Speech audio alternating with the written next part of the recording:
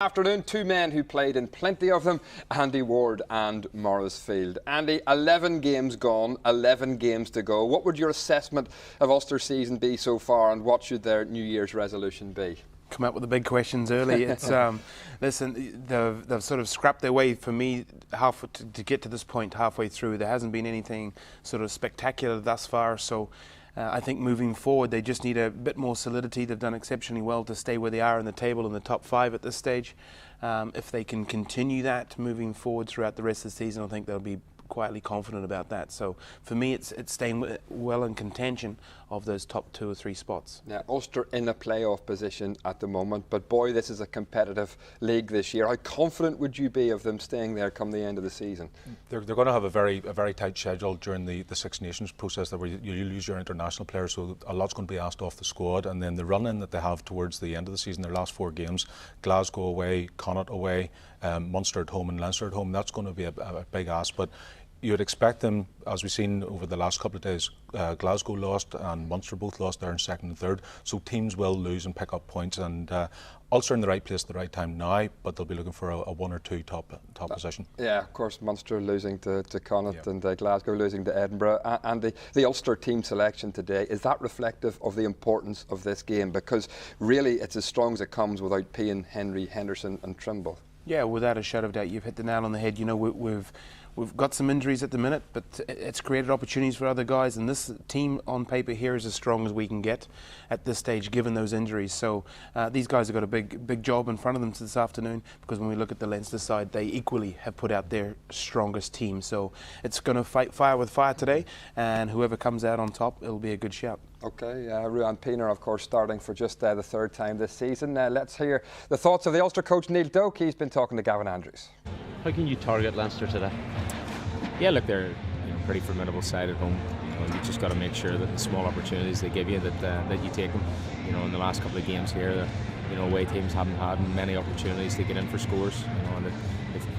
Teams have got to make sure they capitalise and take their 3 points when they come available. And if they do get those small opportunities, it's absolutely clear in our mind that we have to take them. And how important is it to have Bill Best and Pienaar back? Yeah, look, it obviously bolsters, seasoned internationals, and it's the 2 boys and Ruan, off a knee injury again. So to have those guys back, it definitely gives a little bit of a boost in training. And to be fair to the guys, they trained pretty well this week, and they're all looking forward to today's game. Best of luck. Thanks. Thank you. 5 changes to the Leinster's team from the one which lost to Munster, so they've put out most of their firepower today too, Andy. Yeah, very much so. They have a very strong side, and looking through that side as well, I think they have a lot of experience in that team. For me, that's a key ingredient for them doing well. They haven't been in the best of form of late, but they're at home again. They've got everybody possible except Sean O'Brien, I think. So they have a very strong team on paper, but as we all know, it's not played on a piece of paper. Yeah, Jimmy Heaslip back as captain. And fair to say, Leinster will probably be hoping to turn over a new leaf this year as well, because by their own high standards, Maurice, they have been underperforming. They have been underperforming. Matt O'Connor, their coach, has been underperforming, or has been under a bit of pressure by the southern media, basically because he's taken over from the darling of the rugby coaching world, Joe Schmidt, and the success that Joe's had not only with Leinster but also with Ireland. So Matt O'Connor's under a wee bit of pressure. Yes, they have got. And I think they have got obviously Jennings back, and you've got Jimmy Heaslip back there. But I think Ulster, if they get a platform, have the firepower behind the scrum to do a good number on them. Okay, well, let's hear the thoughts of one of Leinster's most decorated players. Malcolm O'Kelly is pitch side for us today with Gavin. Well, Stephen, he's not got anything smaller, and he's still playing rugby. But are these the days that you miss, these big inter-pro derbies? Yeah, well, absolutely. As I said, I do miss it because I'm still playing for a local club now. But yeah, these are great games, especially for me. The Leinster matches at home were always fantastic, and bringing Ulster down, it's always a real challenging and one we always relished. A late change for Leinster. Shane Jennings out, Jordy Murphy in. Shane Jennings pulling a hamstring in the warm-up. How's that going to affect him? Yeah, well, I think Shane Jennings back the last couple of games has been great for Leinster in terms of just bringing out a little bit of experience and know-how and communication, which he's always great at. For Geordie, he's a real up-and-coming player, a lot of potential. Hasn't quite hit the form he hit last season. He's just come back from injury. So, you know, I think you got two very different players, but each will bring something special. Very quickly, some key men back for Ulster. How do you see this one going? Yeah, exactly. You know, Ulster had a good win last week and really need to back it up. And I think they'll see this Leinster team as one that's struggling at the moment, and they've got opportunity. So they'll be coming down here. They haven't won here in a while, so they'll be coming down here to really make a mark and maybe snatch a victory. Okay, Mal. Thanks, Steve. Gavin, thank you very much indeed. The teams are on their way. Ulster looking for just their second competitive win over Leinster in Dublin since the turn of the century. Let's join our commentary team, the former Ireland coach Eddie O'Sullivan, who's now in charge of Biarritz, and Jim Neely. Well, a very happy New Year to one and all. It's a fine, cold, crisp day here in Dublin for the Ulster side on the park. One change in the Ulster pack. Rory Best returns to lead the side, and Roger Wilson has recovered from a shoulder injury sustained a week ago and is in the middle of the back row. Behind the scrum, Ruan Pinar returns from injury. Tommy Bowe is back from Irish duty. Peter Nelson moves to full back. Craig Gilroy switches wings. There is Ruan Pinar. One just wonders how fit he is as he recovered from that little bang he got on a rather suspect knee, which he got injured quite badly. Guy Easterby there, the former Ireland scrum half, now the Leinster team manager, just ushering his side out. And a big game for both these sides, Eddie. Yeah, both teams, Jim, look, they really need a result today. Leinster's form being patchy, Ulster the same.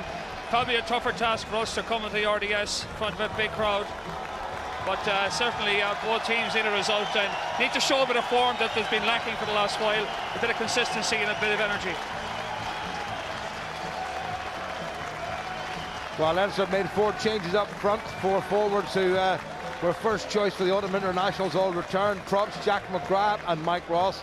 Big Devin Toner in the second row. Jamie Heatham captains the side, and there's been a late change at open side flanker. Geordie Murphy, in fact, starts instead of Shane Jennings. Behind the scrum, only the one change. Fergus McFadden, who's been troubled so much with injury, comes in on the right wing, but it's a solid-looking outfit with Isaac Boss and Ian Madigan at half-back, and Gordon Darcy and Luke Fitzgerald in the centre.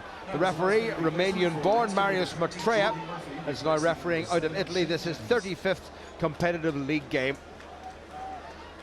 And it's Paddy Jackson to get this game started here. The last 4 games between these sides have gone in favour of the men in blue. And there's Jackson's opposite number, Ian Madigan. A little switch by Jackson, taken straight away by Luke Fitzgerald. Back at the Leinster side, that was Zane Kirshner occupying the scrum half position. Now it's the real scrum half, Isaac Boss, and it's Madigan. Well, that's a teaser. That's just about the right distance. Well taken though by Jackson. It was well taken by Heaslip. Peter Nelson starting his first game at full back of the season. Ran a little bit laterally. Pinar straight back into action.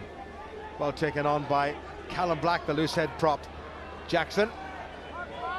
Roger Wilson gets it away. Here's Gilroy, who scored that fantastic try against Connacht on Boxing Day in Belfast. Pinar again. Good continuity by Ulster. Van der Merwe sold a lovely dummy. Needs a bit of help, and he's given it away.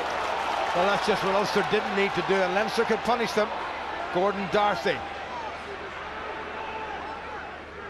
with nearly 250 games for his province.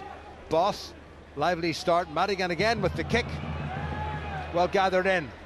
Little switch to Nelson. Rory Best as ever, quick to the breakdown. Jackson. Nobody's put boot the ball just yet. Roger Wilson, the indestructible Roger Wilson, and Ulster get the penalty. What a start, Eddie. Yeah, all guns blazing for both teams. Both teams a lot of intent.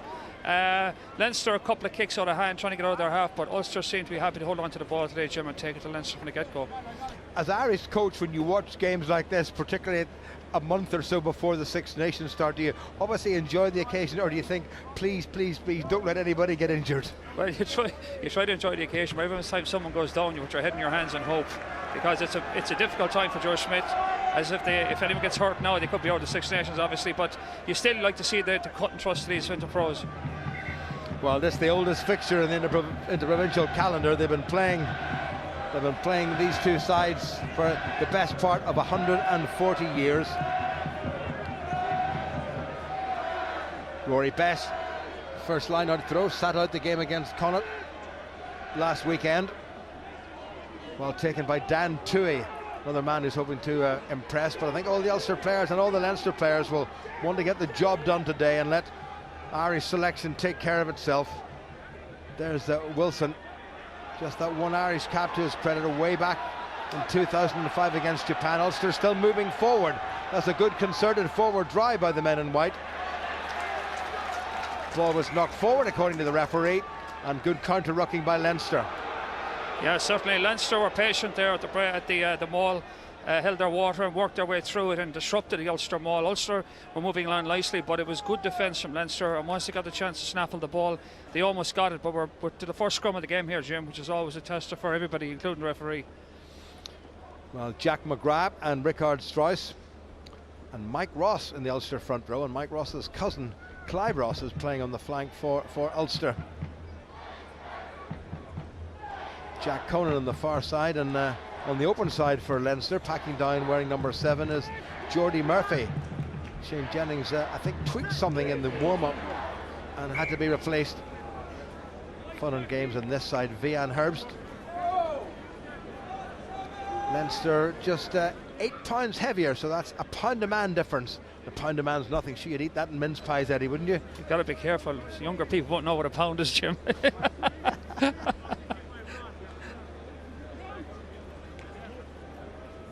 So Vian Herbst making his 13th start for his new province, up against Jack McGrath, who had such a good autumn series, and a fairly able deputy for the injured Cian Healy, whose return is not too far away. Irish fans will be delighted to hear. Good solid look at Ulster's scrum. Good body position by Vian Herbst. Nice straight back. Here come Ulster. Pinar. Oh, good miss move. Enterprising stuff for the men in white. Nelson, a dink. Perfectly done. Yeah, great dribbler into the corner. Puts great field position for Ulster. Again, they tried to go wide and make the line break. It was good defence by Leinster. Made a good read in the middle of the field and came off the spot play. And really was smart played by Leinster, but again, good adaptation, slipped the ball into the corner and let Leinster work the way out of this one. Well, there was always the old adage about letting the ball do the work, and in 2 very good passes, Ulster just opened the whole field up. Well won by Toner. Geordie Murphy makes a decent bit of ground. Boss stumbles, but Leinster get the penalty. Clive Ross a little bit too anxious there, got himself offside. It's hard to blame him, that close to the line. The ball breaks loose, he's got to go for it, and referee was pretty quick on it, but it was a tough call. I mean, most players would try and jump on that, and again you see Leinster going to the banker jumper, Devin Toner. Very hard to mark Devin even when you know he's getting the ball. He's about 9'6". Well, actually he's only about 6'11". Signed a new 2-year contract to keep him with Leinster and Ireland until the World Cup and beyond. Everybody will be delighted. Doesn't need much lifting, mind you, but he was lifted nicely, and Boss whipped it away well. Geordie Murphy was the man who took it on. He's only failed to start 1 game for Ireland in the last season and a half. Mike McCarthy, Boss, Conan. Great tackle there by Clive Ross. Madigan. It's a tester for Nelson, and he's up to the test. He's done well. Got himself clattered, but he's got the body round. Referee telling Leinster and Gordon Darcy in particular to stay on their feet, and Ulster get the penalty. Well, have you been impressed with Peter Nelson so far? Well, I am, because Leinster certainly picked him out for some attention, looking at a player who wouldn't have a lot of experience on the big occasion, and Madigan has tested him a few times already, and he's come up trumps every time. So he started the game very well, do great runners for confidence. Well, we're just over 3 years since he made his Ulster debut. That was down here against Leinster, and he was just 19 years of age, now 22. And Jackson's made some decent ground for Ulster. We have played coming up to 7 minutes. Look at Nelson, that's classic full back play, never took his eye off the ball, and Zane Kirshner, whose opposite number, put him to ground, and Leinster got themselves offside coming round. And we can see here as well in the early exchanges, Jim, that Leinster seem to be targeting the Ulster ruck, the heavy counter rucking, but they're out the wrong side of it with 2 penalties against them, so they're going to have to make an assessment on that. Great shake by Van der Merwe, a little bit of a readjustment there. Luke, I was going to say Luke Marshall, but it's Stuart Olding. Pienaar, Jackson, Gilroy rode the tackle wonderfully well. Gilroy, Dave Carney. What a competition there's going to be for the wing 3/4 places on the Irish Six Nations squad, with Carney, McFadden, Bowe, Trimble, Gilroy, Zebo. Now it's Darren Cave, tackled by Murphy. Just as well he was there. Wilson, who's been prominent, but then he always is. Pienaar again. Robbie Dyack, another man with much to prove. Mike Ross with the tackle. Callum Black, Tommy Bowe in their scrum half. Not a bad pass either. Oh, nice angle. Here's Toohey. He had Rory Best outside him, but he did the right thing probably in straightening. Pienaar, Jackson. That's gone wide to Cave. Good tackle by Madigan. Now how well did Cave do to bring it in field? Pienaar. Ulster moving forward. Again it's Roger Wilson. Great pressure from the men in white. Rory Best, who just epitomises everything that's good about Ulster rugby. Pienaar again. Taken on by Tommy Bowe. A long way from the normal right wing position. And again it's Pienaar. Franco van der Merwe. Well presented. Pienaar. Clive Ross absolutely clattered, but he's made it available. All the pressure coming now from Ulster. Pienaar, flat pass, good tackle once again, and a great steal by Leinster. What a good piece of defending by the men in blue, and they get it away. And how very un-Tommy Bowe-like. Very much so. And Tommy looks like he shipped a knock and he's bleeding over the eye. He was a bit rattled after that hit. It's not like Tommy to lose a ball like that. Yeah, there's a bit of claret there, Jim. That's going to need a little bit of attention. But again, good defence by Leinster. A beautiful pass to Toohey, put him right into space, and also built the pressure here, but they just couldn't hold on to the ball enough. And you got to give Leinster credit here for scrambling. Great tackle by Madigan. And then just got the line back in position and held fast until they got the turnover. Ulster be disappointed. You know, a score here would have certainly set the tone for them, but you got to give credit to Leinster for some gain line defence really when it counted most, and got the turnover. Great double tackle here to spill the ball loose, and they cleared their lines, but Ulster still have a chance to come back at them here. One or two oohs and ahs about that tackle, but the legs were not above the horizontal, and that's Tommy Bowe. I think perhaps there was blood running into his right eye, which maybe stopped him from staying, and running repairs. No going off for stitches for Tommy Bowe. Yeah, it looks nasty enough, but he's happy to tape it up and play on. And typical of the guy, he's certainly not going to go off too easily today. So, you know, I suppose at the moment, Jim, you look at the balance of the game, Ulster certainly have thrown a fair bit at Leinster, but Leinster have come up strong on defence. We haven't seen much in Leinster's attack. They've been in their own half a lot, but you'd like to see Ulster maybe capitalise now and turn the scoreboard over. At least one score to show for all their work. Well, plenty for both coaches to cogitate. Isaac Boss at the front of the Leinster line. I don't think he's going to be jumping, but he's taken the ball away nicely. McFadden. Boss again. Madigan really had to stretch. Kirshner. Wonderful tackle by Tommy Bowe. Slightly slow ball for Leinster. Jack McGrath, who is another young mobile prop forward. Madigan. Good little loop round with Jack Conan. And Nelson again well positioned.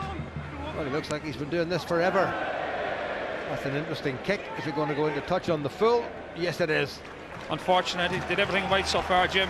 His position's been excellent. He's been under every kick Madigan's put up to him, and certainly took it again with aplomb. Unfortunately, it came off the side of his boot.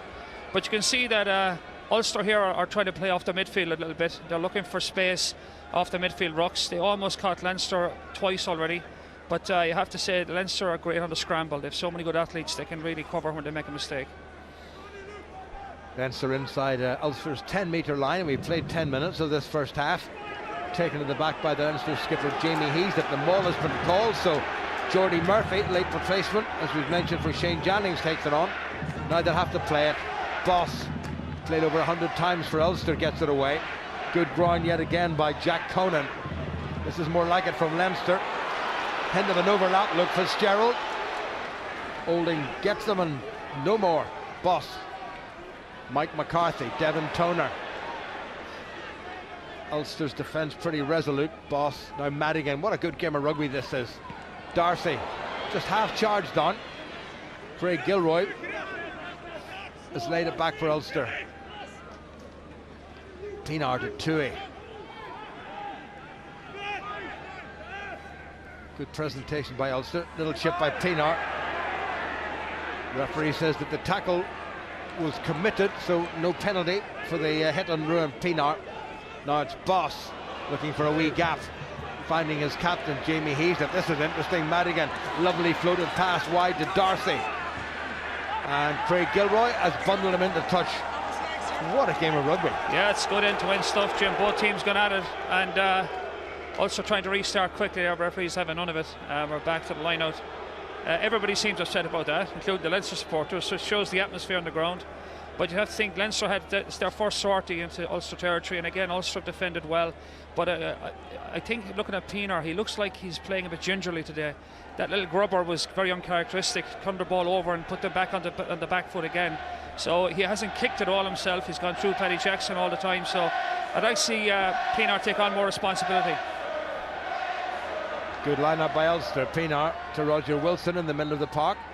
Clive Ross in attendance. Pienaar again. It was passed back inside, so Jackson knows he can't kick it directly into touch. Shane Kirshner, the 29 times capped South African. Callum Black was the tackler, taken on by Leinster. Fian Herb's cleared out of it. Boss, Madigan, Geordie Murphy. Thought he was going to spend the opening part of this game on the bench. Devin Toner. Boss again. Leinster haven't made any ground from the initial set piece. Fergus McFadden slips. A lot of blue shirts in there very quickly. Jack McGrath. Fabulous tackle by Dan Tui, but McGrath's made it available. Illegally so. Absolutely great defence play again by Ulster. Leinster making no headway really, great work rate, nothing spectacular, just guys working very hard to get the line and getting off their line and making big hits, and that one there led to a turnover and puts Ulster back in control again. Well, this is going to test that suspect right knee of Ruan Pienaar. He's got the socks down around the ankles. Now he pulls them up again, and he's indicated to the referee Marius Maitreya that he's going to have a pop at the post. Good long throw, wonderful one-handed take there by Robbie Dyack. And what a hit that was by Dan Tui on Jack McGrath. Yeah, great throw by to get over to get the ball to Robbie Dyack over the top of Devin Toner, which is no mean feat for Rory Best. Fantastic darts, as let's say. And yeah, great tackle by Dan Tui. He really rocked Jack McGrath back on his heels, and shows the intensity, Jim, we're getting here today. It's great entertainment. Well, it's a kick of just over 50 metres for Ruan Pienaar. What a fillip this would be for Ulster to start the new year. That's nicely struck. Will it carry? Oh, off the bar. Well, it couldn't have been closer. And away by Leinster. And Leinster will know not to give away penalties within that kind of a range. Absolutely, that few centimetres inside the Ulster half made the difference there. If that was on the halfway line, it would have gone over the bar. It was that close. A great strike by Pienaar. You had the slide rule out there, didn't you? Absolutely. Oh dear, can they believe it? I think Ulster could do with a score though, Jim. They've really dominated in terms of territory and possession in the first, I suppose, 10 of the 14 or 15 minutes we've played, so they need to maybe get something soon to give them something to play off of. Full 7-man Ulster line out for Rory Best, the target. Tui, Pienaar. So hesitation there, Roger Wilson nearly overran him. Good strong run by Stuart Oldridge. It's a high tackle there by Leinster, referee playing advantage to Ulster. Here's Jackson. I think they'll come back for the penalty, and Pienaar might have another crack at this. Tui. Tackle by Jamie Heaslip. And it will be a penalty, and this is a wee bit closer, or is it? Yes, it is. Yes, it is. It's, while going on his last kick, it's within his range, but it doesn't always work like that, as we know. But if he holds his nerve, yeah, he can knock this one through. It's just about on the edge of his range, but I'd certainly back him for it. There's no wind conditions really to make a difference. But again, you know, great line-out by Ulster. It's very difficult to win consistent line-out ball against a team that have someone like Devon Toner. At that time, they took it in front of Toner, so they're moving the line-out tactics around very well. And Rory best starts are certainly on today, and it's a good launch pad for Ulster. High tackle was by Ian Madigan on his Irish teammate Stuart Olding. That's the 4th penalty that Leinster have conceded. Ulster have only conceded 1. So he was tantalisingly close. Just a few minutes ago it was off the bar, and here after 16 minutes now, Ruan Pienaar with a second chance to give Ulster the lead.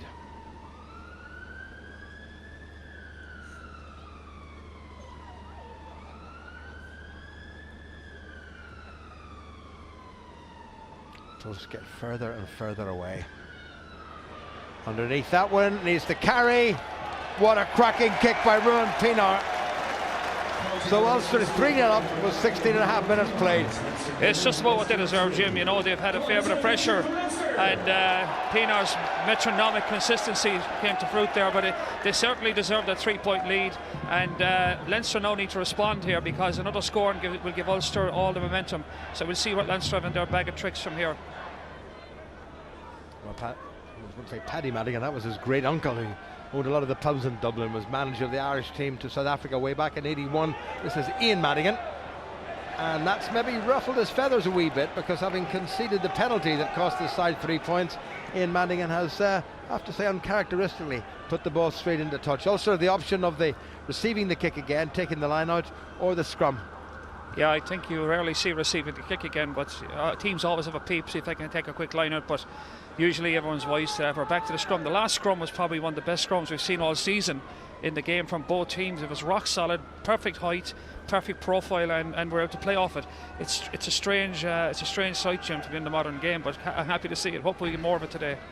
Well, I watched the game between Edinburgh and Glasgow on television last night, and there wasn't a scrum that wasn't reset once or twice or 2 or 3 times. It was a shambles. Let's not preempt anything. Ruan Pienaar having a wee glance to see where Paddy Jackson is. What a good solid looking Ulster scrum.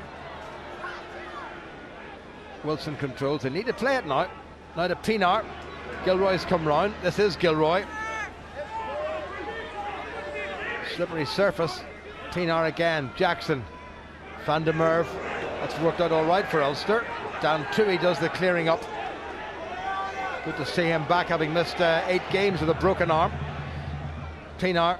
Darren Cave, outrageous dummy.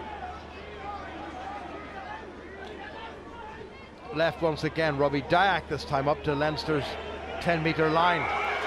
Penalty against Ulster.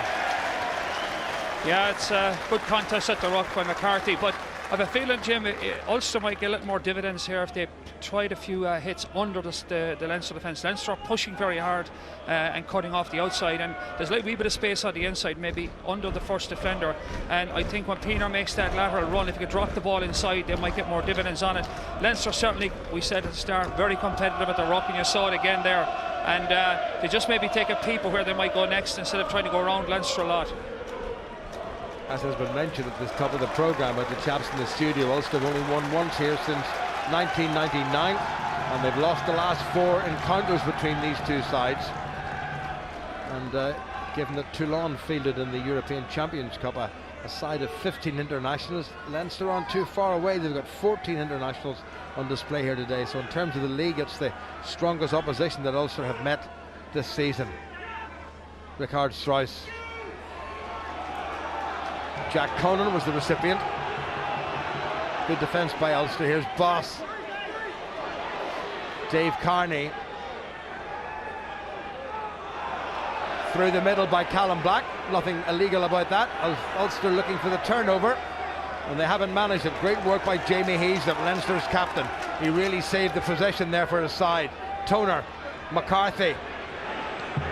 Got a good low body position. Madigan. Tommy Bowe couldn't gather, and it was bounced handily for Luke Fitzgerald, who scored against Ulster a couple of times before in this fixture. Penalty against Ulster. and they're lucky to concede the penalty because the try was there for the taking. And it all came from a fundamental Ulster error. It was unfortunate. Tommy misread the bounce, came off his knee and gave Luke Fitzgerald a great counter-attack opportunity.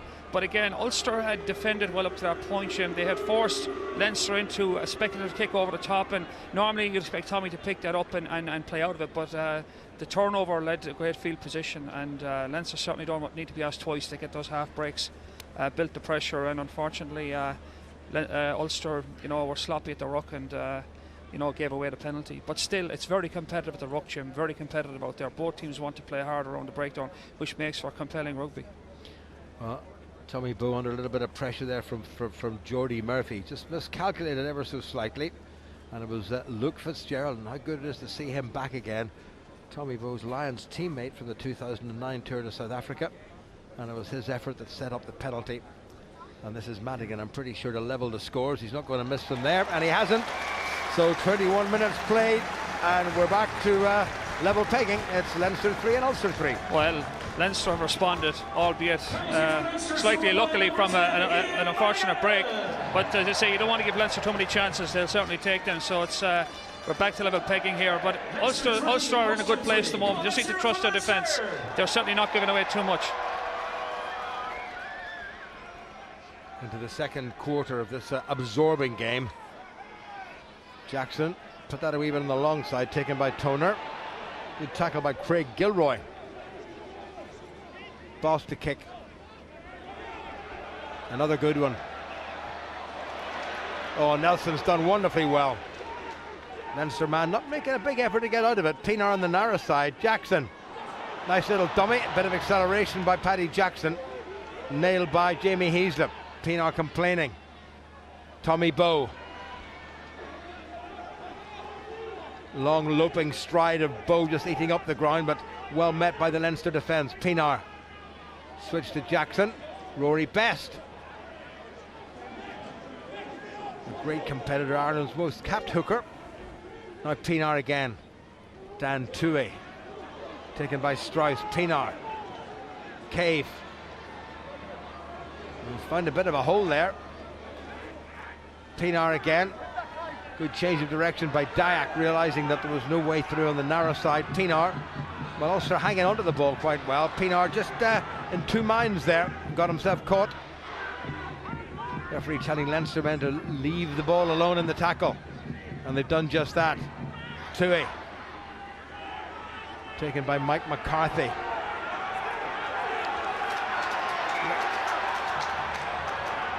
And the referee was saying the ball hadn't hit the ground, but there were too many bodies, and I think Ulster's momentum just got them that put in. Lucky enough, perhaps? Well, I think they're building pressure, Jim, but looking at it there, the Leinster defence, Leinster are very vulnerable around the first defender at the ruck. They keep chasing the halfback. When Pienaar runs, the first defender's chasing him, and right at the ruck there's a huge hole there. If Ulster could drop that ball back inside, there's loads of space there, and they may need to look at that. If you watch for the first defender he's chasing, now they're still building the pressure, but Leinster are getting numbers to those breakdowns because they're chasing the ball, and they've got a scrum here. The scrums have been good so far. It'll be a good launch pad, a great field position if we have another good scrum by both teams. Jamie Heaslip, Leinster's skipper, down injured, and it's not too often you say that, and if you do say it, it's only a temporary thing. He's had the most wonderful career. One more cap and he's reached the 70 caps mark. He and Stephen Ferris and indeed Luke Fitzgerald all capped together when Ireland played the Pacific Islands away back in 2006, when, if I'm not mistaken, the coach was one E. O'Sullivan. And I remember you sending me a text when you picked Stephen Ferris saying, I hope you like our back row. Yes, that's right, yeah. It seems like a century ago. It's only a few years, but yeah, I remember it well. It was a final game at Lansdowne Road, yeah. Very historic day. Had a great day out.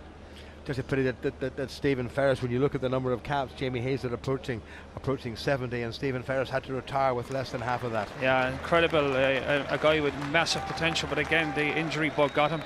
It's dreadful to see a player of his calibre not getting the rewards, but he made a big impact on the game in the short time he was on the field. Well, this fellow's had a long-term impact on the game, Jamie Heaslip, and from a Leinster perspective, they'll be delighted that he's fit again.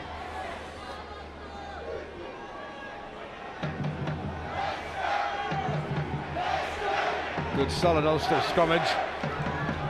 Leinster getting a squeeze on Wilson to Pienaar. There's a good switch. There's a hint of an overlap if they can do it. Cave straightens. Very nearly gave it away, but he didn't. He's held on to it sensibly. A penalty now would suit Ulster just fine and dandy if they can manage to squeeze one out of the referee. Dan Tui. Pienaar. Jackson. Also a player down injured. Leinster told to release Pienaar. Stuart holding it outside half. Very nearly got himself through. Gets into the Leinster 22. Pienaar again goes for route one to the line. This is good stuff. Rory Best to pick up and drive from Ulster's skipper. And Leinster's skipper Jamie Hayes that really manhandled him. Clive Ross. Ulster get the penalty.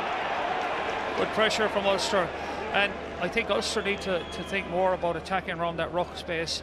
You saw there the pick and go, the short pass has caused problems for Leinster. Ulster seem to be insisting on trying to spot passing, trying to get round Leinster. Leinster are too smart at the moment. They're making a good read on those spot passes and actually defending uncomfortably. But it's when Munster are more direct around the ruck, you're seeing better opportunities. I'd like to see Paddy Jackson pin his ears back there and have a go. He's quick. He decided to pre-call it and move it wide, but I think there was space there for him if he really backed himself.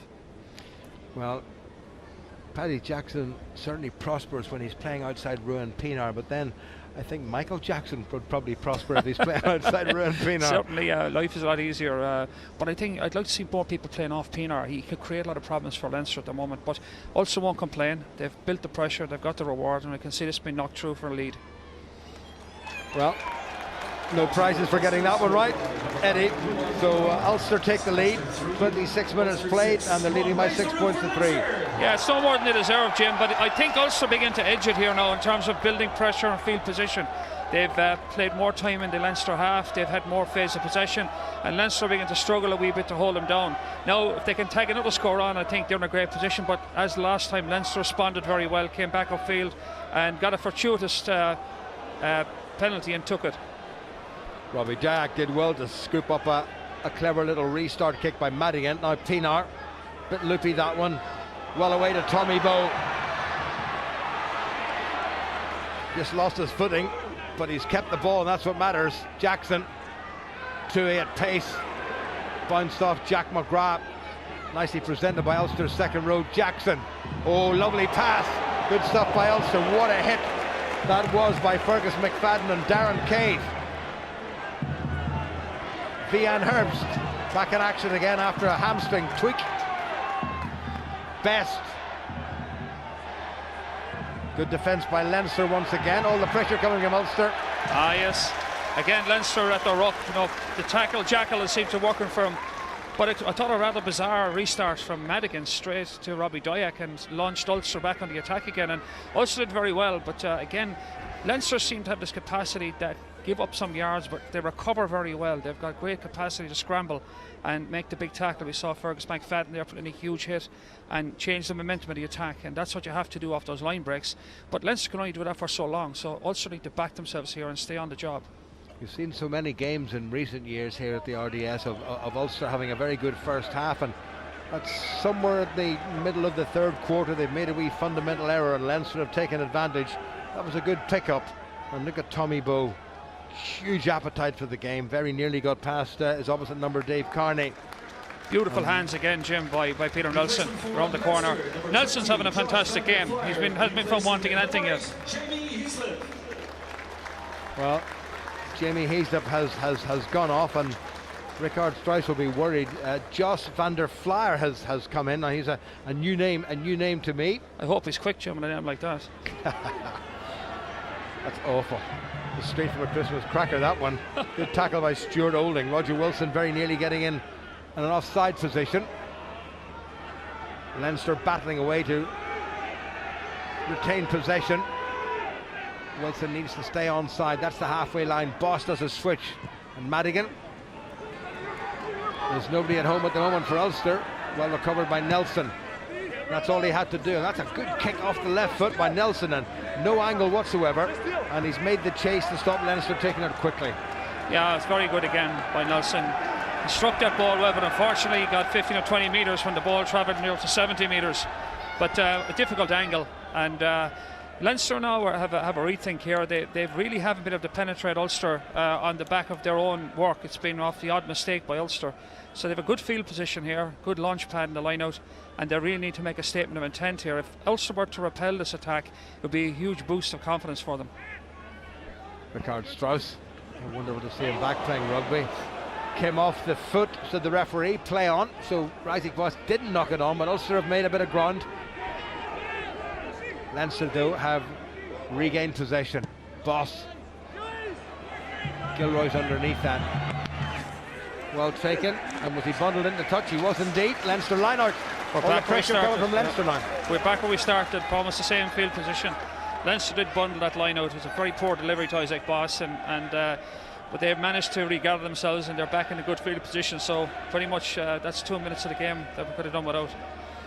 Josh van der Flaer, incidentally, has been playing most of his rugby for University College Dublin. He's only a youngster.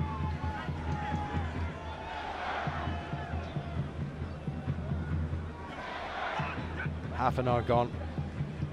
Quick line out. Boss. Madigan to stretch a wee bit. Darcy. Well tackled by Paddy Jackson. Clive Ross has given away the penalty. Taken on by Ricard Strauss. Leinster, they know they've got the penalty anyway. Referee still playing Leinster advantage. Devon Toner at scrum half. Taken on by Jack Conan. Boss again. This is good stuff from Leinster. Luke Fitzgerald very nearly got away. They can't give him a single sniff. Boss, Madigan. Referee deciding there was no advantage, and this should be another regulation 3 points for Leinster. Ulster errors are costing them a wee bit. Yeah, well, it was a very simple start to play by Leinster. They just took Gordon Darcy and they just smashed them down Paddy Jackson's channel. Jackson, made the tackle, but he was assisted in the tackle by Clive Ross, and Ross just got the wrong side of the ruck and stayed there, and it's a soft 3 points. And these are the mistakes, Jim, you talked about a while ago. There was no reason to give that penalty away. All they had to do was basically, defend the ruck like they have been, but they give Madigan a chance here to balance the game. And after 31 minutes or so, you'd have to feel that 6-all, Leinster would be happier than Ulster. Well, Leinster have lost their skipper Jamie Hayslip, and having lost Shane Jennings to, we think, a pulled muscle in the warm-up before the game. We're never really sure. That means they've lost two of their original back row forwards. They haven't much left in terms of a cover in the back five. Ricard Strauss was getting a little bit of treatment, but it's all eyes now on Ian Madigan. Landed a penalty after 21 minutes to level the scores. And with just over 31 minutes gone, he's on course to level the scores yet again. Packed RDS, wonderful to see. Madigan. Yeah, the applause began as soon as he struck it. Yeah, it's. I think Leinster will be happy enough at 6-all, Jim. They've been really kind of dominated in terms of territory, and Ulster's mistakes have kept Leinster in the game so far. So. It's one of those times now. Ulster really have to put some bit of daylight here in the next 10 minutes to give themselves something to build on for the second half.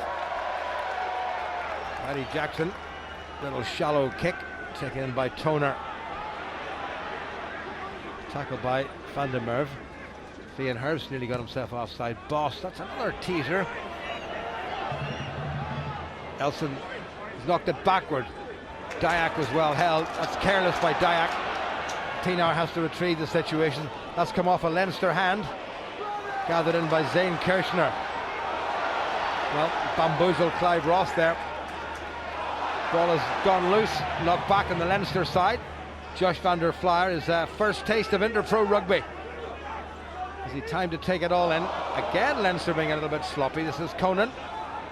Got away too easily from Dyack. And past Tui.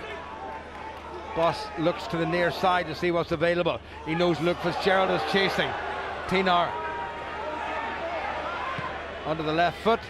Needs to find touch. And it has found touch and has come off Isaac Boss. And that's an Ulster line-out. Ulster got away with that one, Eddie. That could have been very dangerous. They did get away with it, but Leinster fluffed it, and technically could have been a penalty, played a player in an offside position, but I think probably the fair results aligned it. But the game has got a little bit sloppy in the last couple of minutes. Ulster, sloppy with their exit strategies, and then Leinster sloppy enough in their attack. So the game has dropped in tempo and in accuracy.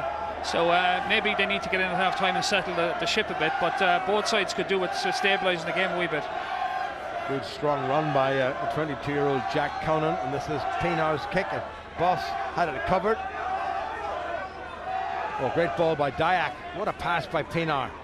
Roger Wilson across that advantage line. Pienaar back inside to Tommy Bowe. Andrew Trimble still some way off, coming back to full fitness. Good ground by Ulster, looking for something before the interval, I think. Paddy Jackson. Now it's Cave. Came off Robbie Dyack, and Cave's pass was a wee bit on the low side, and very ambitious. I mean, it just tucked it and kept going there. They were building the pressure nicely. Ulster need to realise that, when they've built pressure here, they've had good results. They don't need to force the game. And you saw there Ulster changed tactics slightly. A couple of attacks around the flank before releasing the ball, and the space opened up out wide once they had those couple of dabs around the side of the ruck, which seems to be maybe the message coming in from the coaches. Well, Peter Nelson was outside, and Darren Cave might have been better employed giving it to Nelson and let Nelson do something. However, with 5 minutes remaining, Ulster won't be too unhappy with this visit to the RDS.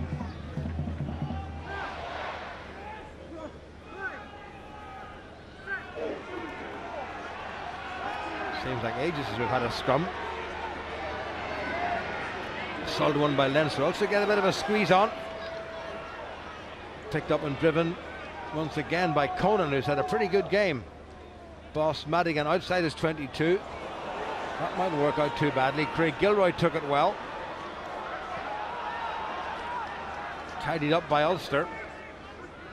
Pienaar, Wilson, well taken by Callum Black. How the prop forward picked that one off his toes, I don't know. Referee's called for a ruck. Pienaar. Back to Madigan. No angle at all, and he's done well. What a good kick by Madigan. Jackson looks up.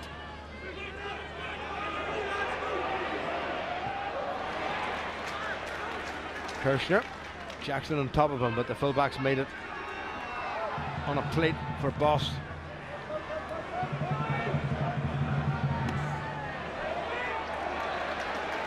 Knocked back by Leinster. Also really should have retrieved that one. Good chance now for Leinster. They seem to have a man or two over. Gordon Darcy, Luke Fitzgerald. Rory Best tackled him. Boss. Mike Ross. Ulster's second rows to Ian van der Merwe with the tackle. Madigan. Jack McGrath, nicely done by the prop. Enterprising stuff by Leinster. McGrath takes it forward. Also need to keep the hands out of it. No scrum half. McFadden obliges. Mike McCarthy. Long period of service with Connacht, and Ulster do give away the penalty. And the penalty count against Ulster is starting to mount a wee bit. Starting to creep up a wee bit, yeah. And again, Ulster defending well.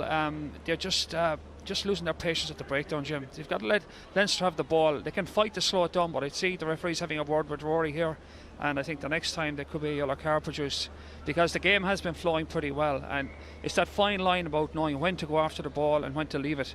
Ulster at the moment are maybe a little bit fired up at the ruck and probably too aggressive for their own good. But you can see Leinster are trying to build pressure, the 3 ruck rotation they use, and then getting a lot of width. And if Ulster keeps slowing that ruck ball, that width is no use to them. But if they get a couple of quick rucks, Ulster could be struggling here if you look at the bigger picture. Well, there's still time for another score before the interval, and Madigan needs to find a decent touch, and he has found a very decent touch indeed, just close to the Ulster 22. Rory Best just discussing the finer points of the breakdown law with the referee, Marius Maitreya. I think again, if Leinster build on this and were to poach a score here and take the lead, it'd be rough justice on Ulster, but you'd have to say they contributed a wee bit themselves to it. Richard Strauss. Well taken by Leinster. McCarthy got the first touch and Ulster driven forward. Leinster have responded well. Callum Black hanging on. Must release it. He has released it. Well away by Strauss as a temporary scrum half. Van der Flaer. Fergus McFadden. Well tackled by Dan Toohey, but a lot of momentum coming from Leinster. Devon Toner. Leinster starting to build. If they're patient, something could come from this. Mike Ross, well tackled. Olding gets out of the way. Jack McGrath. Crowd getting behind the men in blue. Madigan. Luke Fitzgerald has been dangerous, well tackled. Callum Black is in there as well. Back in the Leinster side from Van der Flaer. Devon Toner adding his great bulk to things. Boss, little pop pass to Jack McGrath. Boss again, Toner, sweetly done. Jordy Murphy.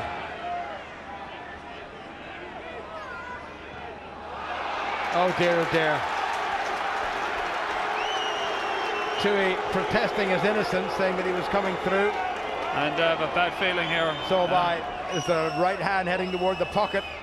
Yeah. I think there might be. Can't imagine there's another warning here. There you go. And Toohey's been big binned. blow. So Ulster will play most of the first 10 minutes of the second half with 9 men, and it's all like every likelihood that they'll turn round points down. Again, it's come to their own mistake. I mean, there was no reason in the world to give away that silly penalty. Diving off his feet, taking out the scrum half the ruck. At the start of the season, that was clearly made a penalty by everybody involved. You couldn't touch the halfback, and unfortunately, Toohey should know better. He's not a rookie, and that's 3 points. Puts Ulster behind. They don't deserve to be behind, but you can't say they didn't bring it on themselves somewhat. Well, they've looked the better side with ball in hand, but the error count is starting to creep up. After 20 minutes, Ulster were in good shape. Now less than good shape, because Ian Madigan has landed his third penalty, and at half-time, Leinster leading by 9 points to 6, and Ulster down to 14 men. Yeah, and it's going to be a very ropey start to the second half now. If Leinster can strike again early in the second half with the extra player on the field, it could be a very telling period in the game. But Ulster still have to believe that they've played well enough here to be in the game. Just got to be a bit more patient on defence and trust their system more. Well, no tries, 3 penalties from Ian Madigan, 2 from Ruan Pienaar. Half time is Leinster 9 and Ulster 6. Well, Andy Ward and Maurice Field have been watching what has been a thoroughly competitive, entertaining interprovincial derby. Do Ulster, do they deserve to be going in down at half-time? Well, probably not, but given the fact of the amount of penalties and so forth, and as we've just seen, the crazy sort of headless chicken stuff right at the last there, they probably do. They can't afford to win these, and they can't expect, to win these matches, giving away the penalties that they are and so forth. They're just, a majority of them are cheap penalties, and we can't build pressure by giving away cheap penalties as we are. As it sits now, we're going to start the second half with 14 men, and that's going to put pressure on the other 14 guys. For the first half an hour, very encouraging for Ulster, and as Andy said, those errors just started to creep in the last 10 minutes. It was an excellent performance. It's been an excellent match. The first 40 minutes have been as good as the Connacht game was as poor in the second half last week. And yet Ulster give away soft penalties, and you can't afford. That's the difference when you're looking to go down against a team that you haven't beaten since 1999. You've beaten them once since 1999. You've got to take your opportunities. You've got to take your chances against Leinster down the RDS, and you can't afford to let them stay in this game by giving away 3 very, very soft, very, very kickable penalties. And that to me is just lack of concentration, and lack of concentration by some of the very key men. Dan Toohey should know. He's an experienced international. He should know. You can't touch the halfback, and for all his protestation about coming through the middle and through the gate and such like that, it's directly in front of the post with 10 seconds left in the game. Leinster weren't going anywhere with that. No. And frustrating to go in, obviously, down at half-time from an Ulster point of view. But let's talk about the good first, because Ulster started with great pace, great tempo, and Ruan Pienaar moving the ball beautifully. That's what he brings. He is a class individual player, and throughout the whole thing, you see in the analysis here, ball off the top, Ruan Pienaar gives a pass there. Look at that, Stuart Olding coming straight onto the ball, asking the question of the Leinster defence, but it's decision making. He does the right thing at the right time continually, and that is the difference when Ruan Pienaar is playing and when he's not playing. Yeah, he's just creating the width and getting it. He's a threat. Roos just sort of takes the ball around. He's a just snappy passer, and he makes it look effortless, but some of those passes are up to 20, 30 meters in length, and he's just giving the width on it, and he's But Ulster will be disappointed they didn't score on this opportunity. Yeah, that was a sustained period of pressure. A great double, have to give Leinster fans a great double hit there. One man in the tackle, second man on the ball. Dan give it up a wee bit too And you're right as well. We need to go back when we're in those 22 situations. This is what my point is about Ulster creating pressure and building pressure. You can't go into that 22. There's a build-up play that was fantastic, and yet they gave it away cheaply at the last. I mean, at this level, you must maintain that pressure, keep it going, and something comes from it. You must leave a 22 with something. But it's obvious on the big occasion, big games like this, what Ruan Pienaar brings to the Ulster team. Well, he brings it back. He brings Paddy Jackson onto the game for a start. He's given Paddy that 20-30 metre pass, even there against Stuart Olling. He's given that pass, which is a long flat pass. So that negates the back row defence out of you. So you're playing backs on backs, and you have a back running at pace. Asking questions, especially with somebody like Paddy Jackson and Stuart Olling. They've got great feet and asking the side step. But Ruan there, wee chip, taken out. The Leinster player let him kick the ball, then took him out. Rest should have actually been a penalty. This is where he brings the game. Leinster now have to understand that anything inside their half, Ruan Pienaar is going to have a shot at goal, and we can see quite clearly from this one that he's got more than got the capabilities. For me, he's a bit of a Rolls Royce in that position in world rugby. He just seems to glide through it. It just seems super smooth and effortless for him. And he's always 3 steps ahead of what's happening at any given moment. And this game could come down to the width of the post. It's very, very tight. Dan Toohey, we've seen the good and the bad, as you've already suggested. The good, first of all, with a cracking tackle for a turnover. Yeah, absolutely brilliant. Dan epitomised when he's on top of his game. You see this bang, he just knew the ball was coming there, got himself in the right position. He stopped the ball. The purpose of the tackle is to stop the ball. Not only did he stop the ball, but it created the turnover. Now that is the good of Dan Toohey, and it was, as I say, it epitomised what the Ulster have done well to date in defence. He's a second row. He's got in there. He's number 4, big, hard, strong guy. But that's the side of his game that just lets him down, and it's a small part of his game. For the majority of it, he does some good sort of strong, big hits and stuff like that. He's got to realise, these are the rules. Got to play by the rules. And as well as got to play the referee, because the referee has obviously spoke to them about this before the game, and he knew that was going to be a yellow card. How would you assess how Leinster have been defending this afternoon? Passive, I'd have to say, and this is probably the difference between Leinster today and this season and the halfway. Look at this, we have a scrum here on the halfway line. Normally you'd expect the Leinster defence to be right up. Look how easy Ruan Pienaar gets across.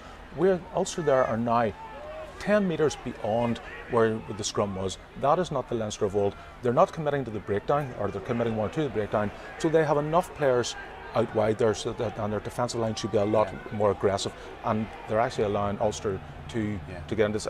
Their first up tackles aren't good either. But not as aggressive, but very effective as time, because they've turned a lot of ball over. They have, yeah. I mean, they're biding their time well, and just, for me, they're able to turn ball over just like that, because Ulster aren't quite getting there in numbers strongly enough. Leinster here, they just bide their time and then they strike when the ball's there, and hence they got the few turnovers. Here's Rory he would normally, guys were hanging off him to pass that, and that's the delay. It's that short 2-second delay that allows the Leinster boys to come in and steal that ball. Not necessarily Rory's fault. It's a support. We've got to understand what's happening at any one time. So, but listen, there's another illustration how passive they are. They're sitting waiting. Leinster of old would have come up, and that pass wouldn't even been on because the tackle would have been made. So, they are sitting back in the box a little bit and a little bit passive. Ulster need to exploit that. We just keep undoing ourselves by relieving the pressure by silly mistakes, be it a knock-on, poor pass, or just not getting to those breakdowns. It's about the accuracy of the passes as well. We've been inaccurate when we've got into the far 22. No Jared Payne, no Louis Ludick this afternoon. Peter Nelson in at full-back. He's had a pretty good game, hasn't he? I think he's had an excellent game for his first inter-pro at this level. We've seen Peter playing a sort of a bit of a cameo role, but here he's asking the questions. He is a nice dancer, maybe not as physical as an individual as we'd like to see playing, but he's got good pace, good feet, and again he wants to run it. Should he have kicked that? I think given the fact that Tommy Bowe had come in slightly, that he was left with no other option. But his general all-round play, he's been fielding very, very well.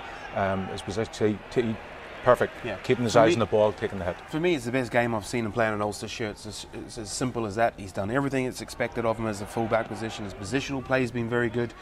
He's taken the high ball. One of his hits, I think that might have been it, was a bit of a wobbler, but other than that, he's done everything exceptionally well, and he keeps asking the questions. He's showing all a little skill set here, nice soft depth passes, catching the ball high. Great. Okay, Andy Morris, thank you for the moment. Let's join Gavin Andrews, who's been watching pitchside with Malcolm O'Kelly. Well, Mal, how much does that yellow card change the mood in both dressing rooms? Yeah, well, I think Ulster will be very disappointed with their discipline. It's really let Leinster into the game and given them good opportunity. I think for Ulster, they would have been happy with the way things were going. Prior to that, they were making good yardage around the fringe. We're finding holes. We're getting opportunities, and unlucky not to score a couple of tries. Leinster defended quite well and resolutely, but at times look a bit disorganised. Probably the fact that the back row has been changed. Jamie Heaslip now gone off. Obviously Shane Jennings gone off. You've got a couple of real young guys, Josh van der Flyer in there for Leinster, who hasn't really represented Leinster at this level before. So it'll be a great challenge for him.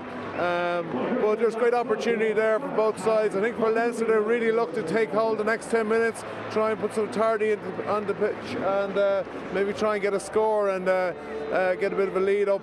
For Ulster, I think it'd be really settle themselves, get back into this game, hold out for the next 10 minutes and see what they can do then.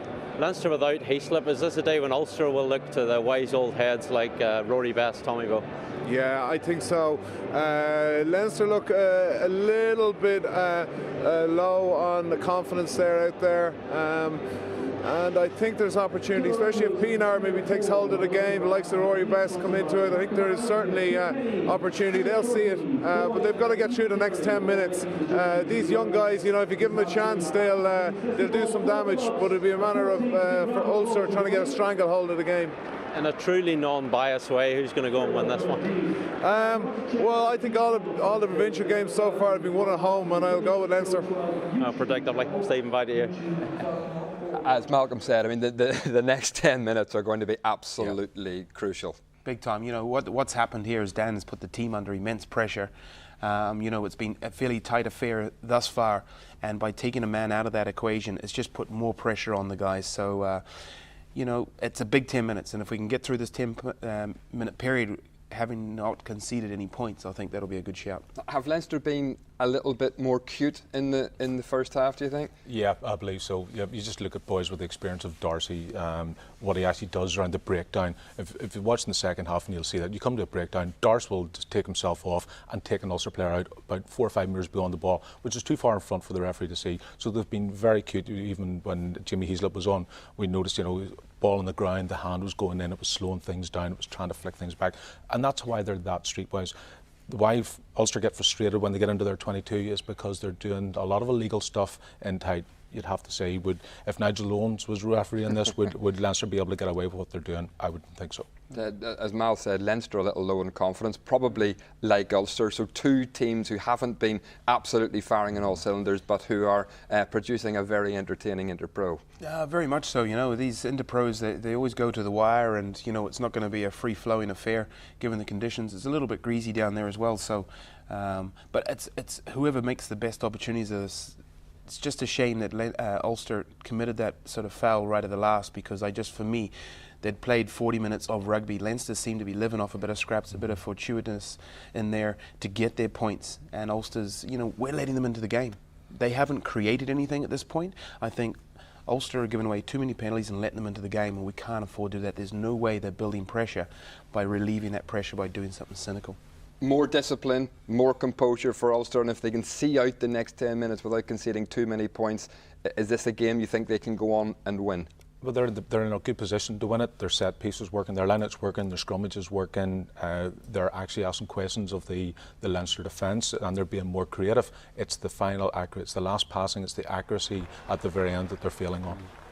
OK, Andy Morris, thank you very much indeed. A sellout crowd at the RDS has been enjoying this game. We hope you are at home as well. Leinster leading at half-time by 9 points to 6. It's time to rejoin our commentary team, Eddie O'Sullivan and Jim Neely. Well, I'm racking my brain to try to think the last time I did an Inter-Pro or a Pro 12 league or any game in anything resembling daylight, other than an international not too far away at Lansdowne Road. 9-6 in favour of Leinster. 3 penalties in the first half by Ian Madigan and 2 by Ruan Pienaar. And Ulster will have Dan Toohey in the bin for about another 9 minutes as Ian Madigan starts this second half. Craig Gilroy. No room, not even wriggle room for Craig Gilroy. Here's Pienaar. Darren Cave came inside him. Good defence yet again by Leinster at the start of the second half. Franco van der Merwe, who'll feel lost without his partner in crime, Dan Toohey. Well, Ulster very nearly lost the ball. Darren Cave's taken a bit of a hit. Pienaar with the kick. Well taken by Gilroy. What a wonderful take on the retreat, facing the wrong way. Pienaar. Jackson will surely put the ball and does. Now that's a very tantalising effort by Jackson. Ball has come backward. Well scooped up by Leinster. Devon Toner delayed the pass nicely. Here's Madigan, who can run a little bit. And now he's got it away. This is good stuff by Leinster. Jordy Murphy hauled down by Peter Nelson. Leinster hoping to press home that man advantage. And once again it's Toner. Now it's Boss. Great chance this. Darcy has to time it. Gets it to Kirshner. Stepped inside Wilson all too easily. Rory Best with a covering tackle. Here's Boss. Craig Gilroy's offside. Referee playing advantage to Leinster, and they will take every advantage if they possibly can. Knocked forward, or knocked back it seems.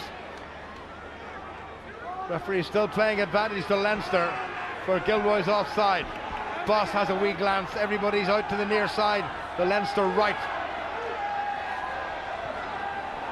Not sure who that's supposed to be to, but it's knocked forward. And they will come back for the penalty. I think Ulster will take the penalty, because that all started, Jim, from just a careless speculative kick that you have to win, and if it goes the other way you're in trouble, and that's exactly what happened. It broke for Leinster and they were away, and Ulster lucky there to get out of jail with probably 3 points.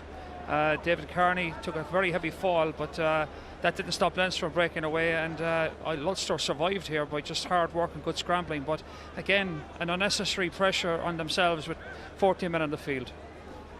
Well, no decision has yet been made about whether or not it's going to be a kick for a goal. And Leinster, I think, are going to go into the corner as we look at at what led up to that. So, big decision. Oh, quick tap and take by Madigan. Well, cleverly done. He's got over. I think he's got the try. Ulster caught napping. And Leinster have done exactly what they needed to do, with Ulster a man down. A penalty just before half-time and a try just after, and all Leinster's points from Ian Madigan. That's right, it's a one-man show at the moment for Leinster, but that took a lot of confidence, Jim, to do that, but no better man. It looked like he was going to basically, and he was stopped by 2 Ulster players, and he wriggled out of the tackle and got it down. Had he been held up there and turned over, he would have been in a lot of trouble with his coach, but he's got huge confidence, Madigan, and a lot of determination. It was a really well taken try, but a really killer blow for Ulster at the start of the second half. Well, it's even more in terms of risk than a drop at goal. If you get the drop at goal, you're a hero. If you miss it, you're an idiot. And you look down the years at the number of dropped goals that have won games. But Madigan took a big chance, but the chance paid off. And all of a sudden, it's looking very good for Leinster. They were 6-3 down after half an hour, and now they're 14-6 up with the conversion to come. And it took a lot of confidence by Madigan to take that risk, but he's standing over a conversion, as you say, that would put serious daylight between Leinster and Ulster, and still probably 7 or 8 minutes left on the clock before Dan Toohey re-emerges. Oh, he struck that beautifully, and at the moment, it's the Ian Madigan show here at the RDS. Leinster 16, Ulster 6, and Ulster will be down to 14 men for another 5 minutes. Quick tap. Ulster couldn't come off the line. He took it so quickly, and he spiraled out of a couple of tackles. Leinster 16, Ulster 6. Well, that's changed this game's complexion completely. Here's Fergus McFadden. Tackle by Wilson. Boss decides to kick, and he was inside his 22, and he's found a good touch. And Boss, who played 108 times for Ulster, was very popular Very smart player, Jim, very abrasive around the breakdown, and knows when it's on and when it's not on. So he's kind of the guy that will do a good job today for Leinster and guide him through the game. But the thing for us now is they need to respond. Now, maybe the response is just to stem the flow until Tui gets back on the field and not to try and do too much. They're down to 14 men. If they can keep it level at the moment as it is, without no change in the scoreline, until Tui gets back, then try and ratchet it up. Good take by Robbie Dyack. Seemed to be hold to the ground. Referee saying play on. Roger Wilson sets it up for Pienaar. Now Jackson, that's cleverly done into the middle of the park. Well, also have to be much more positive about that. Cave sort of ambled up after it. Didn't really put any pressure on Leinster. Ball coming squirting back on the Leinster side. Half a chance of an overlap here. Luke Fitzgerald, not the greatest pass in the world. Shane Kirshner out on the wing, position to which he's pretty accustomed. Jack McGrath, nicely done. Madigan, Darcy, little flat pass. Jordy Murphy, good tackle by Gilroy on Fergus McFadden. Leinster being patient, good carry by Jack McGrath. Tackle was by Olding.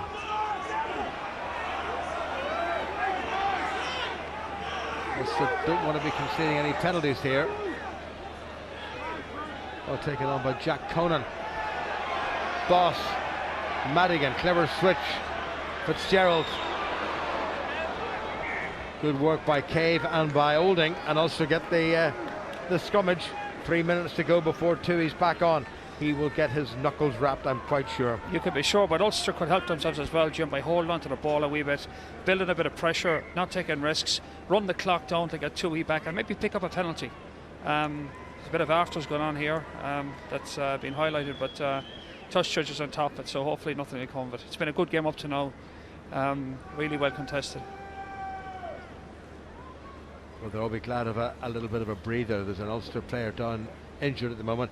That was a very clever kick. I think Ulster could have put a wee bit more pressure on the Leinster defence there. They could, but there wasn't a lot of positive chasing there. No, there wasn't. And the problem with those kicks, Jim, if you lose them, if you win them, you're in a great position. If you lose them, it's a great opportunity to counter-attack. And you saw Leinster really went after it there until they turned it over. And they know that Ulster are down to 14 men. They're going to have to work extra hard to contain them, and they're prepared to keep the ball in hand. So Ulster need to hold on to the ball. At least if Ulster have the ball, it's very hard for Leinster to score, even if Ulster don't score themselves. Well, Isaac Boss now 34 years of age, capped 20 times by Ireland, the first against New Zealand, his native country, way back in 2006. So Robbie Dyack's had to move into the second row for Ulster in the absence of Tui, who's still another best part of 3 minutes to serve in the bin. There's an Ulster put in, so with 7 forwards, Leinster will be looking to put a squeeze on.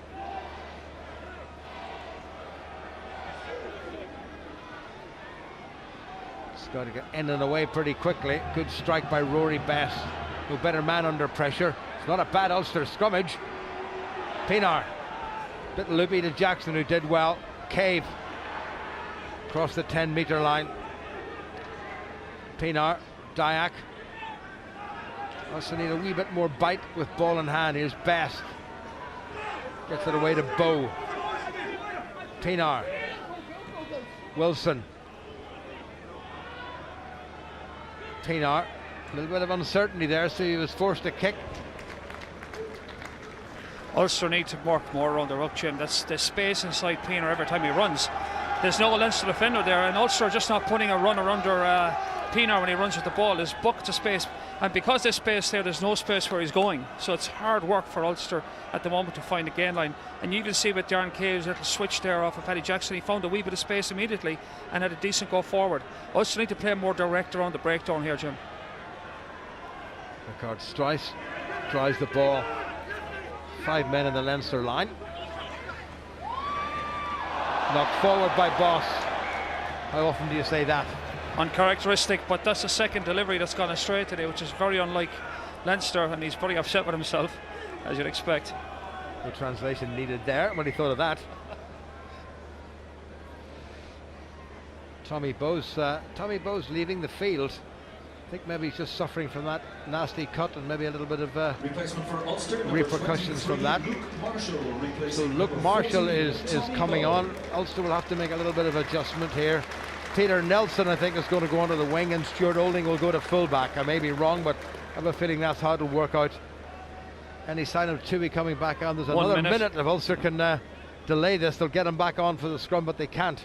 So on comes Luke Marshall, who was meant to start the game against Connacht on Boxing Day, or as they say in these parts, Stephen's Day, and cried off at the last minute, allowing Olding to start. Big scrum this one. Ulster need to get points back pretty quickly, otherwise this game is going to slip away from them. Not for the first time here at the RDS. Still a good Ulster scrum. Here comes Wilson. There's a bit of a gap. Gets it now to Luke Marshall, straight on the field. Leinster man in the way. Pienaar. Vian Herbs looking for his first try. Pienaar. Olding has a cut himself. Rory Best in there to help.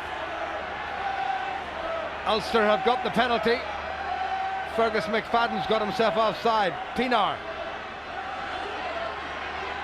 Ulster looking for the try. Pienaar. Still there, very close to that line. That ball is down, and Vian Herbs may well have got his first Ulster try. They may have to go upstairs to the TMO Jude Quinn, but I think Vian Herbs has scored his first try. I think he's got it there, Jim. It's very close. It's I would say about 6 inches out, but it's he seems to have got it down, and that's a telling blow for Ulster with 40 men on the field and Tuhi's come back on the field. So if they can ratchet this up, if they can put the conversion through here, they're back in the game with 50 men on the field.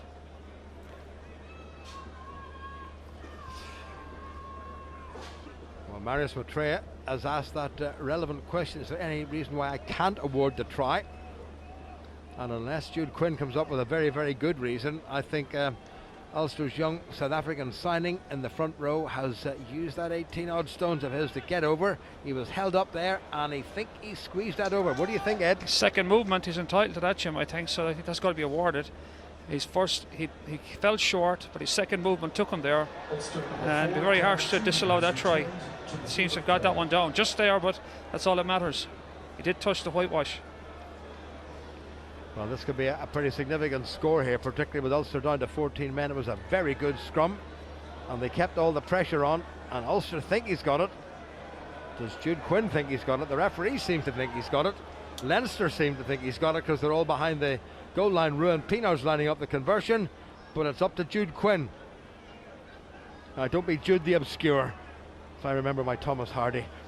And again, I think it's to see this live is better than slow motion. Slow motion tends to create those doubts on the second movement. So for me, on real time, it's a try.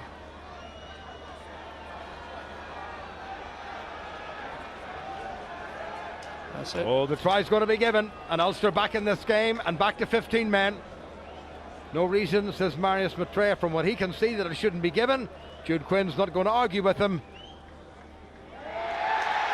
Well, that's added another 3 minutes onto the game, but the Ulster supporters will be pretty happy with that. Well, Maitreya was pretty sure, Jim, he got it down. He asked the TMO the question, any reason why he can't award a try? So he was happy, so he had to come up with a compelling reason not to award it, and I don't think he could under those circumstances. Craig Gilroy went into the flank there. Roger Wilson got the pass away nicely. It was the initial thrust by Luke Marshall, and then when they got close to the line, well, great body position by Herbst, and helped by his fellow South African, Franco van der Merwe. Hasn't been a bad buy, this youngster. Yes, he had a good start, and it's a big impact. And as you said, Jim, a very important score for Ulster. They're back in the game now, and they're back with 15 men, but their discipline has got to improve from the first half. Hopefully they've been a harsh words at half time with the players on that. Pienaar from the wrong side of the field for a around the corner right-footed kicker. Giving it a nice little stab. He's pushed it. And he's missed it. Well, that was a bit unfortunate. So Ulster a try adrift, but that certainly has been a game changer. We've still half an hour to go. Well, the game is back in the hopper, Jim. You know exactly what Ulster needed. Ironically, they couldn't do it with 15 on the field. Now they should be able to ratchet it up here, as I said. And but Leinster are going to come back for more. Leinster need to score again now to kill the momentum Ulster have created. Gilroy takes, and himself is taken by his opposite number, Fergus McFadden. Pienaar took it back inside the 22. Kirshner. Geordie Murphy, who's been lively. Tackled by Black. Boss. Josh van der Fly, a member of the Leinster Academy. His first big game for his province. Madigan. That's bounced handily for Jackson. Needs to find his touch, I think, and he does. Play on, says the referee, from Kirshner's quick throw. Madigan got himself into a wee bit of trouble. Well presented. Boss. Jordy Murphy. Kirshner took it nicely. Bounced his fellow Springbok Ruan Pinar. Boss. A little bit of a fade in that. Tui comes hurtling through. Luke Fitzgerald. Oh, very dangerous. Ross gets him at the second attempt. Rory Best covered back well. Leinster close to conceding a penalty at that breakdown. Taken on by Conan, who's had a good game for Leinster. And Leinster's retention of the football has been pretty good. Jack McGrath, tackled by his opposite Lucette prop Callum Black. Fergus McFadden, good to see him back. Spilled it. Referee waiting for Ulster advantage, and they'll get the scrum. Good defence by Ulster there, just kept their composure, something they didn't do in the first half, trying to give away penalties. But you see, when they keep their composure, don't overcommit to the breakdown, they're able to contain Leinster. But you've got to do it for every ruck, Jim. You see Fitzgerald, a half a chink of light, and he's gone through the gap. The guy is lightning in a bottle when he gets going, and a player like that will turn a game. But you have to say Ulster come out in the second half. There's obviously been words at half time about the discipline, and they've been a lot smarter around the breakdown in terms of letting Leinster have the ball and trusting the defence system. We mentioned Stephen Ferris. There's a man who was capped the same day as Stephen Ferris, and probably even more than Stephen Ferris. He's had an horrendous spell of injuries, hasn't he? Well, he's had a dreadful time, and he's a player that you always feel, Jim, if he could get a run of games under his belt, his form would get better and better, but it always seems to be broken by some small injury. It takes him out of the game for sometimes months at a time, so he's been very unfortunate. But it's great to see him back. It's great to see him with the same hunger he always has for the game, and he's still a lot of miles on the clock if he could be a lot more lucky with his injuries. Well, he's only 27 years of age and has had a cap for every year he's been on the planet. He probably should have been 50 by now.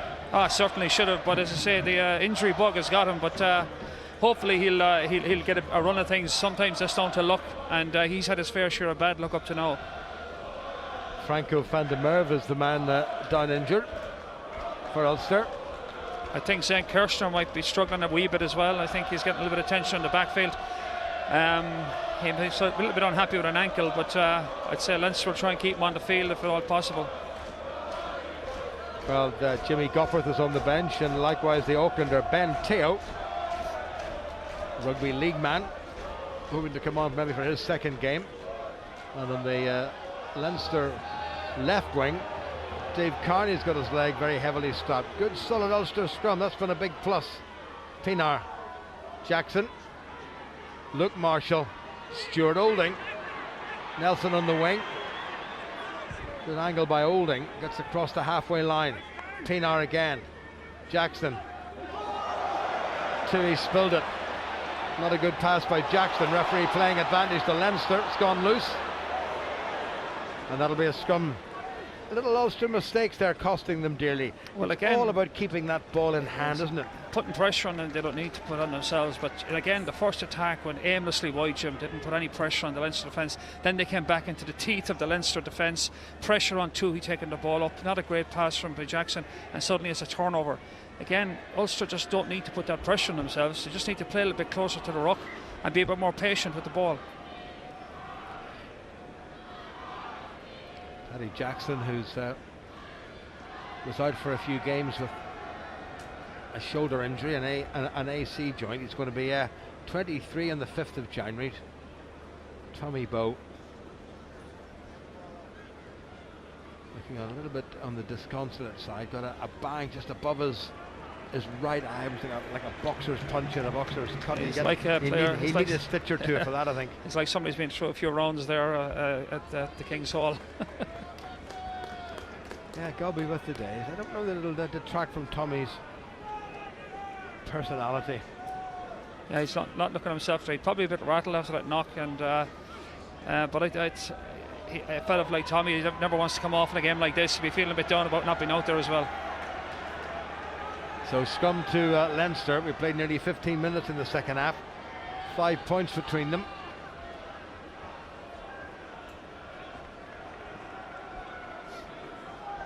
Ulster would have put a bit of a squeeze on the Leinster put in. That's collapsed untidily. Referee says play on Madigan. Good refereeing there. Well, Dave Carney had to stretch for that. Darren Cave nails him. Boss, Jordy Murphy. Good tackle by Clive Ross. Madigan. Strauss. We've really seen much of him with ball in hand, and Ulster have defended well. Oh, they've given away the penalty. Callum Black didn't release it quickly enough. Josh van der Flier, only 21 years of age now. Boss, Madigan, a little bit more adventure here is Kirshner. He seems to be fine. Advantage over, and Leinster will get the penalty. And Ulster didn't need to do that. Callum Black penalised. Again, Leinster don't seem to go anywhere in a hurry. I mean, it's all about trusting the system, but again, foolishly, just a little bit over-aggressive at the breakdown. It's that fine line, Jim. You've got to create pressure at the breakdown to slow down the ball. But too much pressure and you get the wrong side of the referee. And Ulster at the moment are definitely on the wrong side of the referee. Sean Cronin replacing number 2, Richard Strauss. Couple of changes in the Leinster front row. Sean Cronin has come on for Richard Strauss. Mike Ross. And Tyg Furlong has come on for Mike Ross.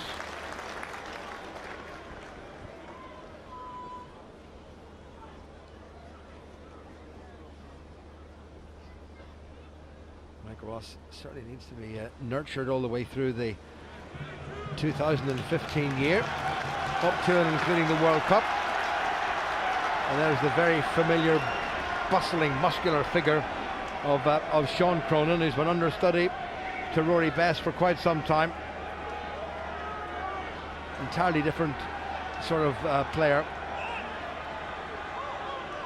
but pretty good at that throw, well taken in by Leinster. It's Best does the tackling. Cronin makes good ground. Boss, Leinster now looking to spring straight back. Devon Toner, Boss again, Madigan.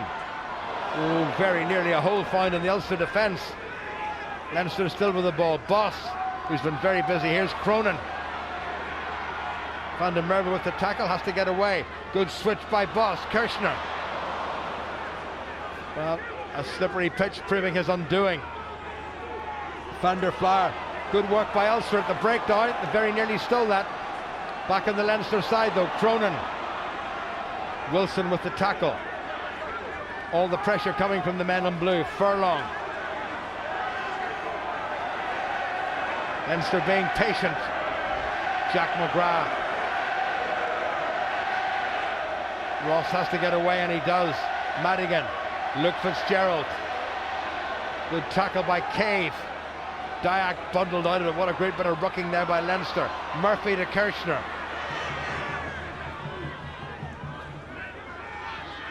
So slowed down, but Leinster still have the football. Conan. It's past Best and Wilson. This is better from Leinster. Madigan. Ooh, dangerous stuff. Fitzgerald slips inside. A couple of Ulster players. Great chance here. Darcy to Van der Flier, looking for his debut try. Referee saying play on. Ulster not offside. Clive Ross tries to bundle the Leinster ball carrier into touch. Well taken on by big Devon Toner. All the pressure coming from the champions, as you'd expect here at home. Jack McGrath. Boss. Good work by Jack Conan. Boss runs into Tue. Boss nearly made it. Ulster offside. Penalty at least for Leinster. Jack McGrath looking to do what Vian Herbst did for Ulster. That's how close they are. Toner, all he has to do is lean, and he can't quite find it in himself. There's that line. It's being battered. Josh van der Flier back again on the Leinster side. Referee still playing advantage, and the penalty goes to Leinster. They deserve that. Great pressure. Great pressure, Jim. Almost 20 phases, but I have to say two things. One is Ulster were unlucky with that penalty. It wasn't an intentional player getting up off the ground and he gets in the way. It wasn't an intentional penalty. But having said that, halfway through that's 10 rucks in, Leinster going nowhere. Luke Fitzgerald gets a ball, dances through 2 tackles, and we leads up to the goal line. And that's where Leinster are with Fitzgerald. He's that capacity to change the game, and he did it there in spades. Well, Madigan was standing with the ball on Ulster. This time we're watching to see what he was going to do. He was shaping up as he did when he scored his try to kick the touch, and then he changed his mind. Look at Luke Fitzgerald. He really has caused a lot of problems in the Ulster midfield. And lovely offload by Gordon Darcy, who's been around for a long time. Never plays a bad game. Sometimes not spectacular, but never plays a bad game. Very solid, but again you saw that defence from Ulster was excellent, and then just one slip, Fitzgerald gets through a gap, and he puts Darcy in another position, and then they're around the corner, and that all led up to that goal line stand by Ulster, which was excellent. I mean, they defended very, very well. But Madigan tacks on the 3 points. I have a 2-score game here now, Jim, and Ulster need to respond. And all 19 Leinster points from this man, Ian Madigan. And Ulster will have to respond immediately because they're 8 points adrift. And as it stands, they'll be coming away from Dublin without even a losing bonus point.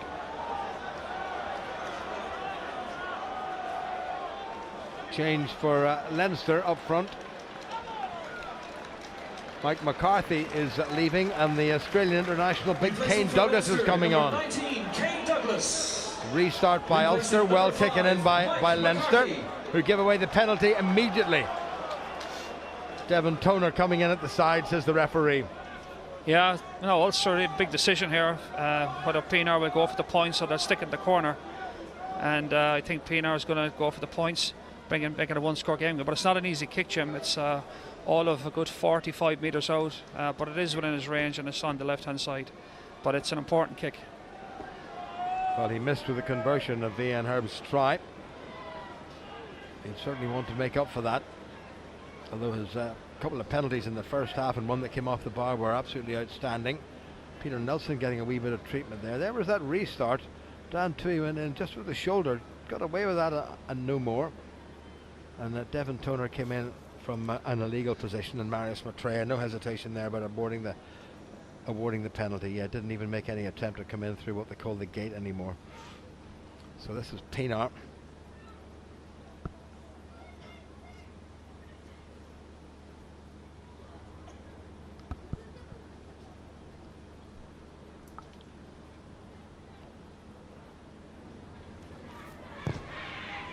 That's not going to make it. He got under that far too much, so a miss by Ruan Pienaar, and it stays at 19-11 in Leinster's favour, and Pienaar will be crossing himself about that. He never really made the right contact, did he? No, he never struck that as well as he's did on his first 2 penalties, but certainly it's not over yet. Ulster still in Leinster territory with a line-out to come, but again, as the clock ticks down, these opportunities become more and more important for Ulster. They've really got to build something here and try and turn the scoreboard over again. Well, I'm not sure that Ruan Pienaar is just 100%. He's certainly not the silky smooth operator that we saw or have seen for the last 2 or 3 seasons playing for Ulster, but he's not too far away. Rory Best, good take at the line out. Pienaar, that's a better pass. Luke Marshall, Pienaar in quickly. Jackson, better pass. Stuart Olding gets no change out of Luke Fitzgerald. Pienaar again. Van der Merwe. Van der Flaer tries to take him down and also give away the penalty.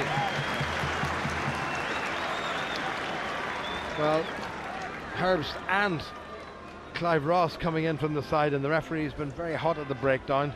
Well, he's been watching that in the side all day, and Leinster have targeted the Ulster breakdown, but a lot of the time, as Ulster has said, is they've gone wide a little too early, Jim, and it's been easier for Leinster to get numbers to those breakdowns and compete.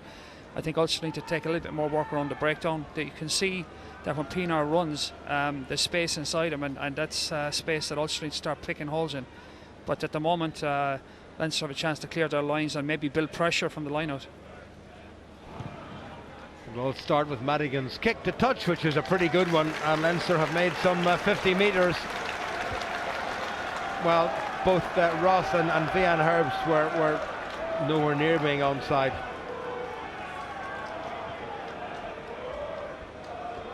Ross has conceded, I think, 4, possibly 5 penalties this evening or this afternoon.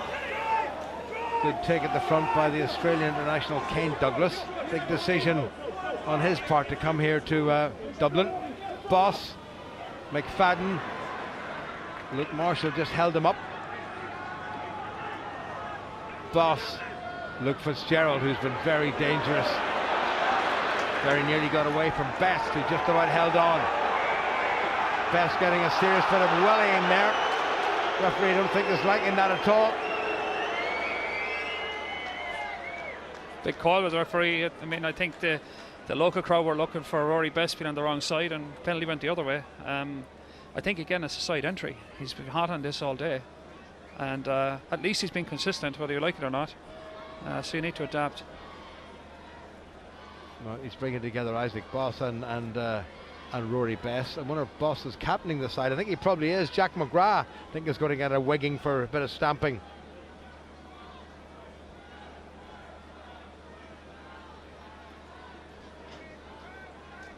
Boss is obviously taken over as captain, and Jack McGrath was maybe lucky not to get carded for that. And in the old days, of course, you're obviously good value if you're lying on the wrong side of things.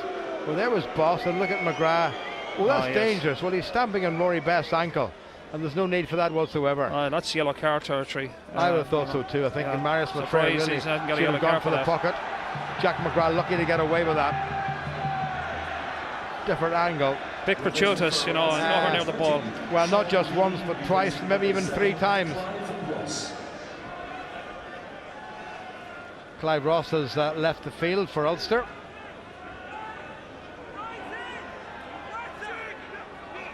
Rory Best. Well, that's the sort of ball that scrum halves hate. That was pretty hopeless from an Ulster point of view. Pienaar knocked it on. Game is slipping away from Ulster. The mistakes are starting to proliferate. Well taken by Nelson, who's had a good game. He's had a very good game. This could be interesting. Well taken. Ulster get the penalty. Yes, and you know, great break by Nelson there. Really pinned his ears back and got a great field position. And now the referee is beginning to talk to Leinster. Maybe they're not in yellow card territory, but again, it's a chance. But this time, Pienaar looks like he's going to go for the corner and try and build some pressure, which I think is a sensible decision. Ulster need to ratchet up the pressure here and try and get a score and get back into the game. Sean Reedy, who's a real specialist open side, is on for Clive Ross, incidentally. This was Nelson. He took it well. Nice bit of footwork and a nice bit of acceleration. And he ran towards the support. Wasn't the greatest pass in the world. 22, Jimmy Gopperth, replacing number 15, Zane Kirshner. Jimmy Gopperth, wearing number 22, has come on for Leinster. And he'll go to full back in place of Zane Kirshner. Vastly experienced.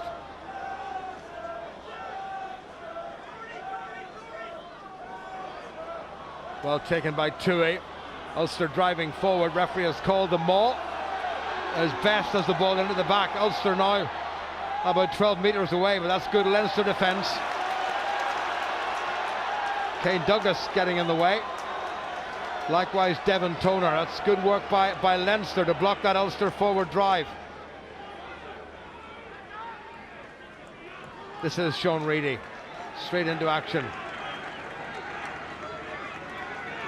The referee telling the Leinster number 6, Jack Toner, to move away. Well, Leinster are making life difficult for Ulster at the breakdown. It's not quick, crisp, clean ball for the visitors. Pienaar, bit better. Jackson. Good thrust by Darren Cave. Pienaar on the narrow side to Dyack.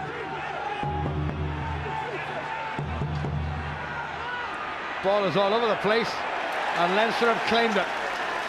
Well, sloppy work by Ulster when they had the ball in possession, and Madigan will punish them.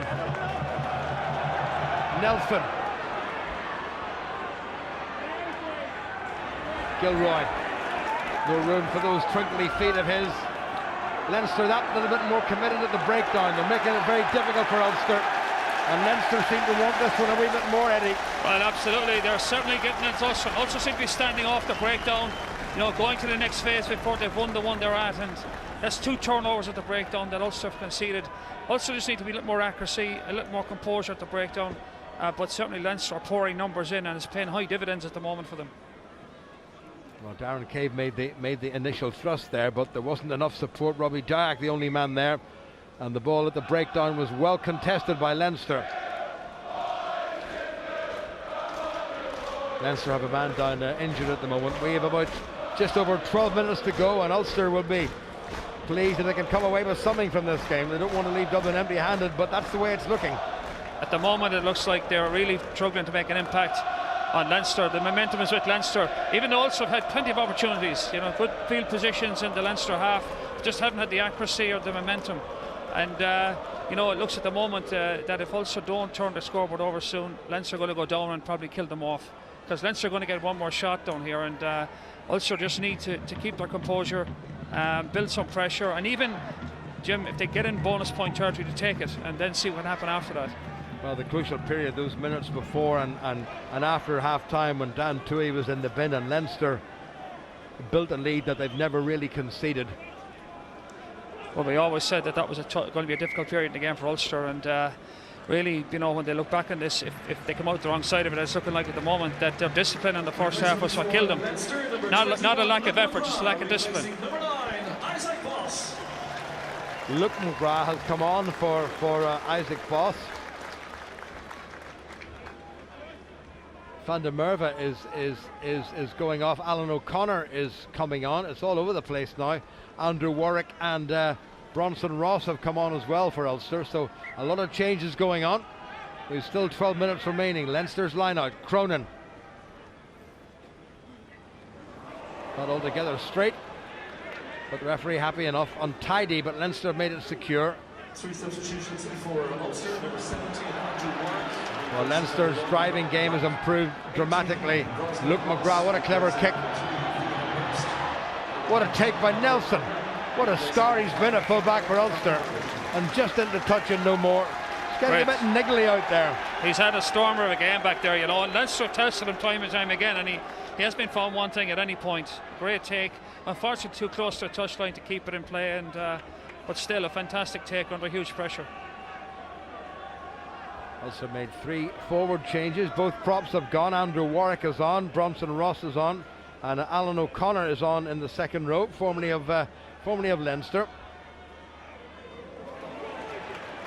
Taken by Leinster's blindside flanker Jack Conan, who's just telling to the guys, I can do nothing, it's up to yourselves. Leinster moving forward, just over 10 minutes remaining. Luke McGrath trying to bring in Dave Carney. Luke McGrath again. Good strong work in the middle of the park by Leinster. McGrath, Toner, Conan. Good clearing out there by Leinster. Kane Douglas makes good ground. Rory Best right in there. Referee says play on Madigan. Darcy away to Luke Fitzgerald. Nice little transfer to Sean Cronin, who can run like a 3/4. McGrath.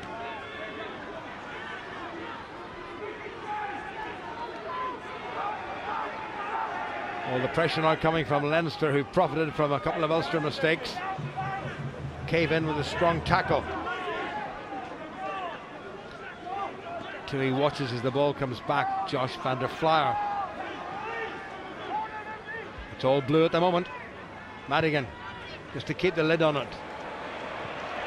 What a kick. Yeah, exactly what the doctor ordered for Leinster, you know. Just couldn't break their way through. Madigan looked up, saw the smallest of spaces in behind the defence, and just planted the ball in there. It's an Ulster line out, but it's a long way from the Leinster goal line, and that's exactly what you need with this stage on the clock. Well, after the drubbing in Limerick last time out, Leinster have produced a very smart game, and I've been very, very impressed with Madigan at number 10. Well, he turned the game on his head with that quick taken penalty, which is really the difference between the teams at the moment. You know, that 7 points at the start of the second half, and really Ulster struggled to recover from that.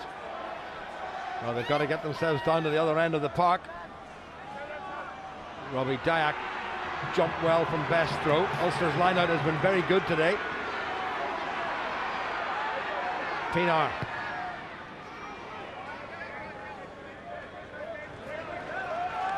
The Ulster fans will feel that the touch judge on the far side, as we call him, has been a bit on the parsimonious side in terms of the distance. Number 17, Michael Bent, replacing number 1, Jack McGrath. Michael Bent on for Jack McGrath, who's been second only to Jack Cullen, I think, in terms of carries for Leinster. Yes, but I think Colin's had a huge game, in fairness. He's really put a physical impression on the game against an Ulster defence that's been very aggressive also. But here I think Jim Leinster, as we said, talked about that space where they're trying to kill off the game. Back on the Leinster side. Tidied in by Furlong. Luke McGrath knocked forward. Well, this is Ulster's chance, Jim. If they're really going to have a crack here, they've got to go for it. I know it's deep in Leinster, in their own half, and Leinster have dominated territory for the last couple of minutes, but they've got a good scrum. They've had a good scrum all day, but they need to have a crack here and really try and open up Leinster and go after it. The clock is running against them, and they can't really afford to spend too much time in their own half. Well, from the left, Alan Clark and Neil Doak and Johnny Bell there. And it was knocked forward initially by Ulster scrum half Ruan Pienaar, so rather than get the foot into the scrum, it's going to be a Leinster scrummage. That's in a very good position. That's a tough break for Leinster because there's more pressure coming. Tough break for us. There's more pressure coming from Leinster here. And we have the first scrum collapse today, Jim, which is amazing. It's been a really good day at the scrum and great to see the teams play off it. But first time today, maybe it's tired bodies, guys falling down, but it's been a great feature of the game, if nothing else, today. Well, only Rory Best remains from the initial 6 front row forwards who began this game. Leinster have replaced the entire front row. Ulster have just brought on Andrew Warwick on the loose head side, nearest to camera, and the other side is Bronson Ross.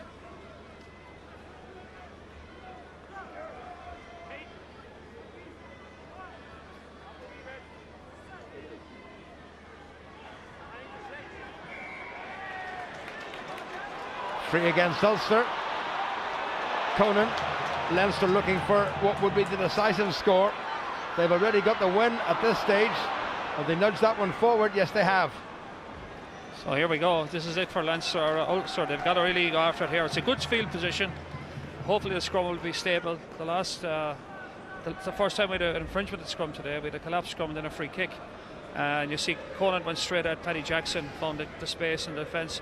But luckily for Ulster, Leinster knocked on, and it's a chance now for Ulster to maybe have one more shot at this game. As I said, the clock's against them, but they need to roll the dice here and see what happens.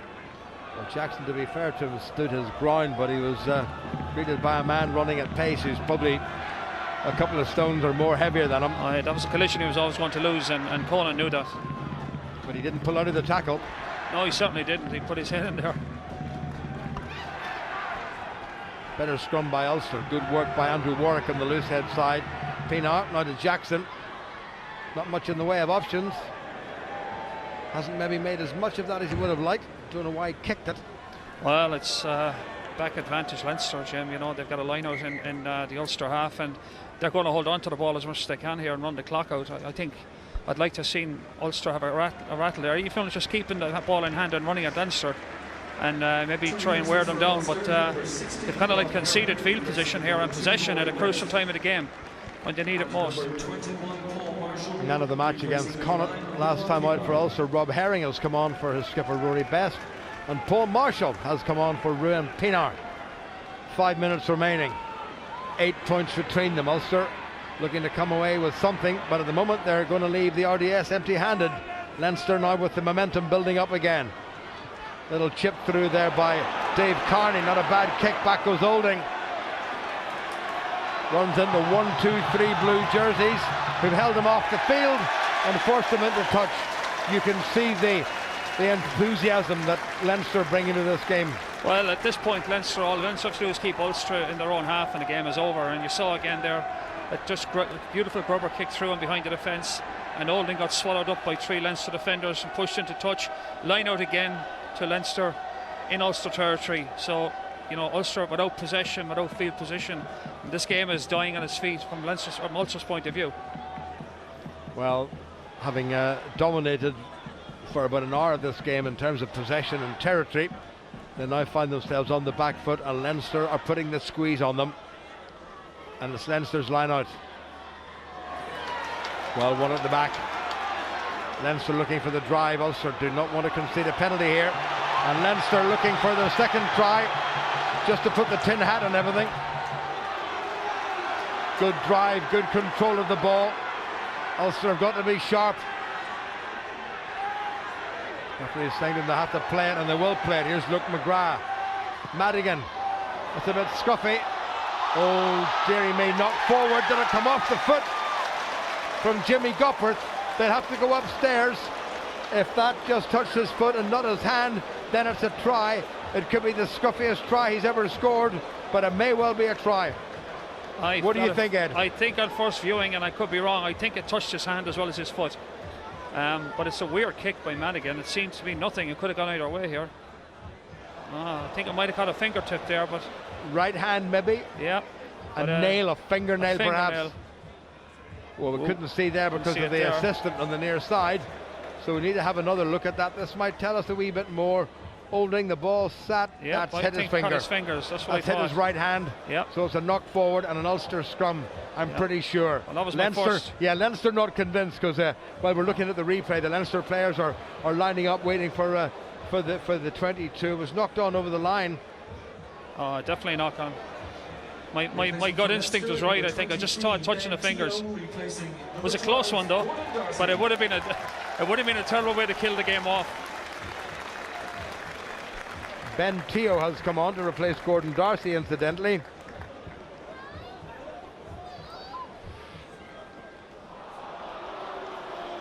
Well, a bit of consultation yet again with the TMO Jude Quinn, and Marius Moutre has ruled that it was a knock on, or Jude Quinn has helped him. So it's going to be a scrum to Ulster, but with 3 minutes remaining, they are not where they want to be, and Leinster will be quite happy just to see this game out and take the 4 points, which moves them up the table. Yeah, but you have to be honest here. Ulster are in this position because they had one good attacking position, albeit from deep, and they kicked the ball to touch. And Leinster have kept them pinned back since. Just looking again at that strong run by Conan. What a game he's had. Playing now at number 8. He's been named incidentally as the Guinness man of the match. Well, Ulster's scrum has been good all day. That's one positive.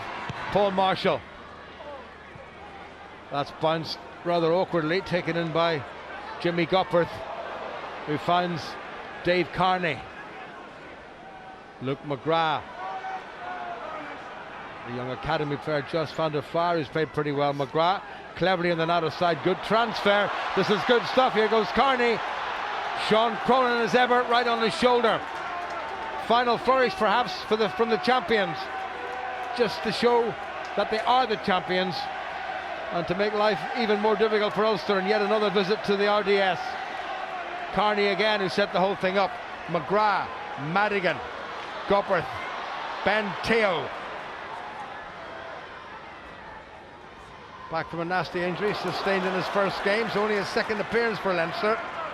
Madigan again, men over. That's gone wide. Well taken. Good work by Nelson, who's had a terrific game for Ulster. Ball still in the field of play though. Still time for Leinster for one more score. Leinster holding on in the tackle, taken quickly by Paul Marshall. Well, that was pretty awful. Pretty much sums up Ulster for the last 20 minutes, Jim. I think again there's enough time on the clock to kick the ball to touch, get a good field position around the halfway line and try and get something out of the game, but a quick tap there really wasn't what was on. You've got to feel for Neil Doak because he can't do it on the field. You know, there's some things and some of the aspects of Ulster's play were terrific. That's right, but he can't execute the passes. No, he can't make the passes. But what's disappointing is that Ulster had a few chances to play their way out of their own half and they turned them down. They kicked the ball away and they've had to absorb huge pressure since.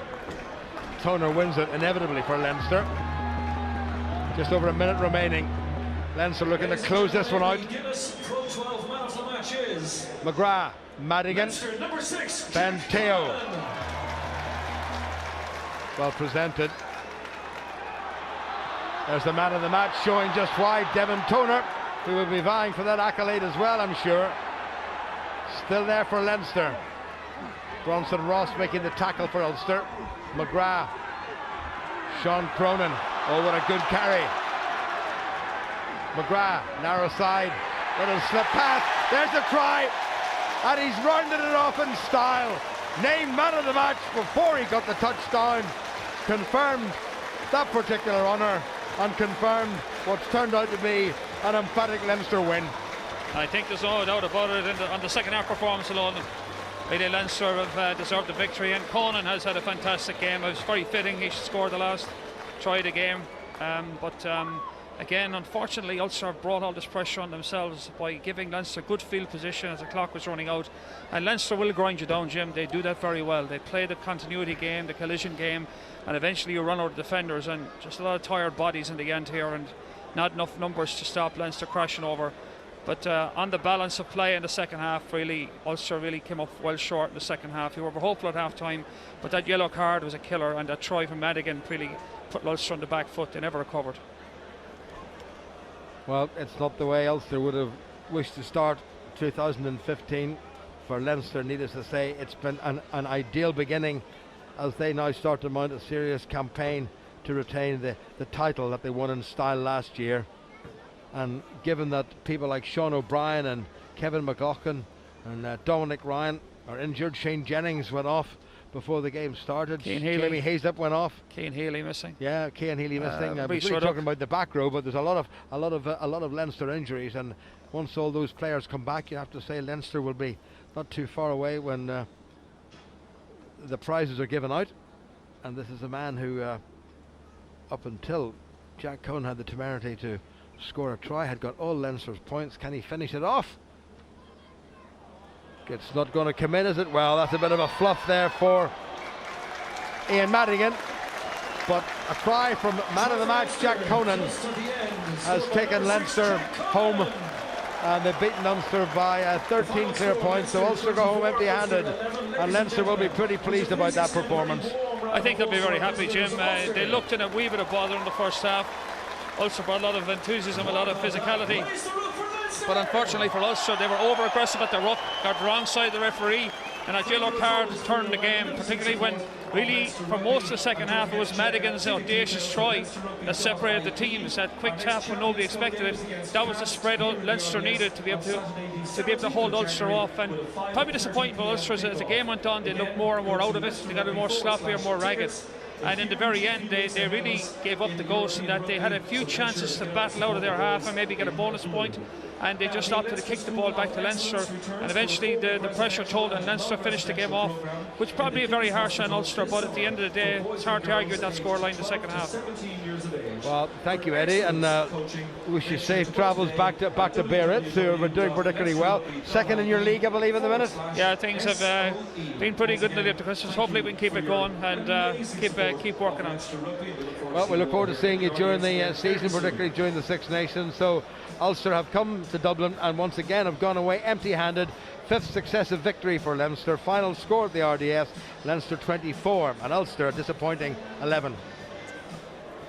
Jim, Eddie, thank you very much. If you're just joining us from BBC One and are expecting to see World Professional Darts from the Lakeside Country Club, we will be going there very shortly after we analyse some of the rugby. A disappointing afternoon for Ulster, beaten by Leinster, but did Ulster beat themselves today?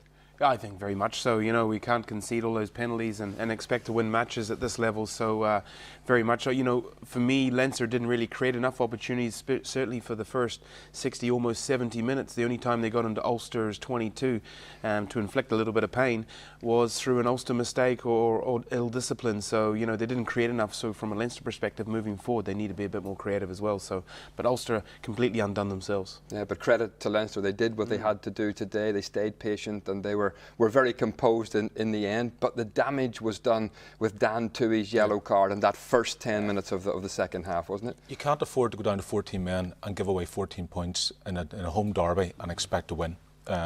Three very soft first half penalties conceded, then an exceptional lapse of concentration for Madigan to score his tap and run from 5 metres out.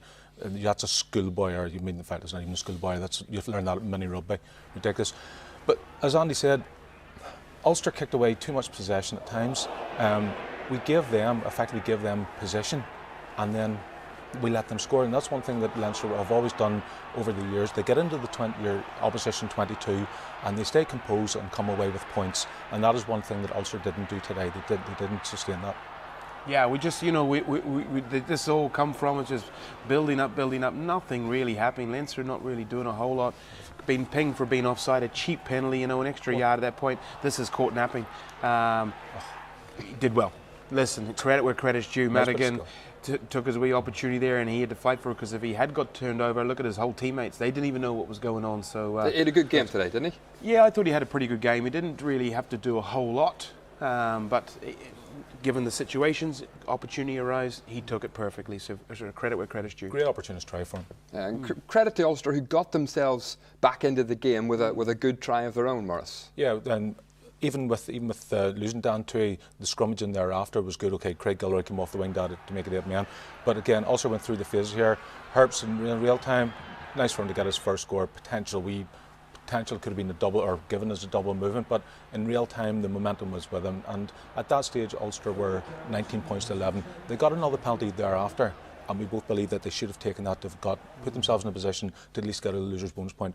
By going to the corner, not getting it, not taking it, not making advantage of that, they put themselves under even more pressure. Yeah, and that one coupled with the 8 points that Ruan Pinar missed, it could have been a different game. The breakdown today, Andy, I mean, Leinster seemed to have the upper hand. Was that down to them, or was that down to how the referee reffed the breakdown today? What did you make of that?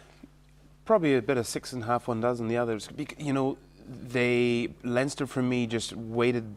Had patience at that point as well. They sort of waited for that right opportunity to really snaffle the ball, and they isolated Ulster. When Ulster player got himself slightly isolated, bang, in they went, and they were very sharp. Too often and today. It was too often, yeah. That was far too often, So, it's a difference by 1 or 2 seconds, and that's the difference at this top end. And critically for Ulster, it was always invariably when they were trying to build pressure, and they just weren't able to do it. And sometimes, Morris, these games change on a single decision. Did the referee get it right not to reduce Leinster to 14 men? No, he didn't get it right. That was a yellow card, and they will be cited for it, and justifiably so.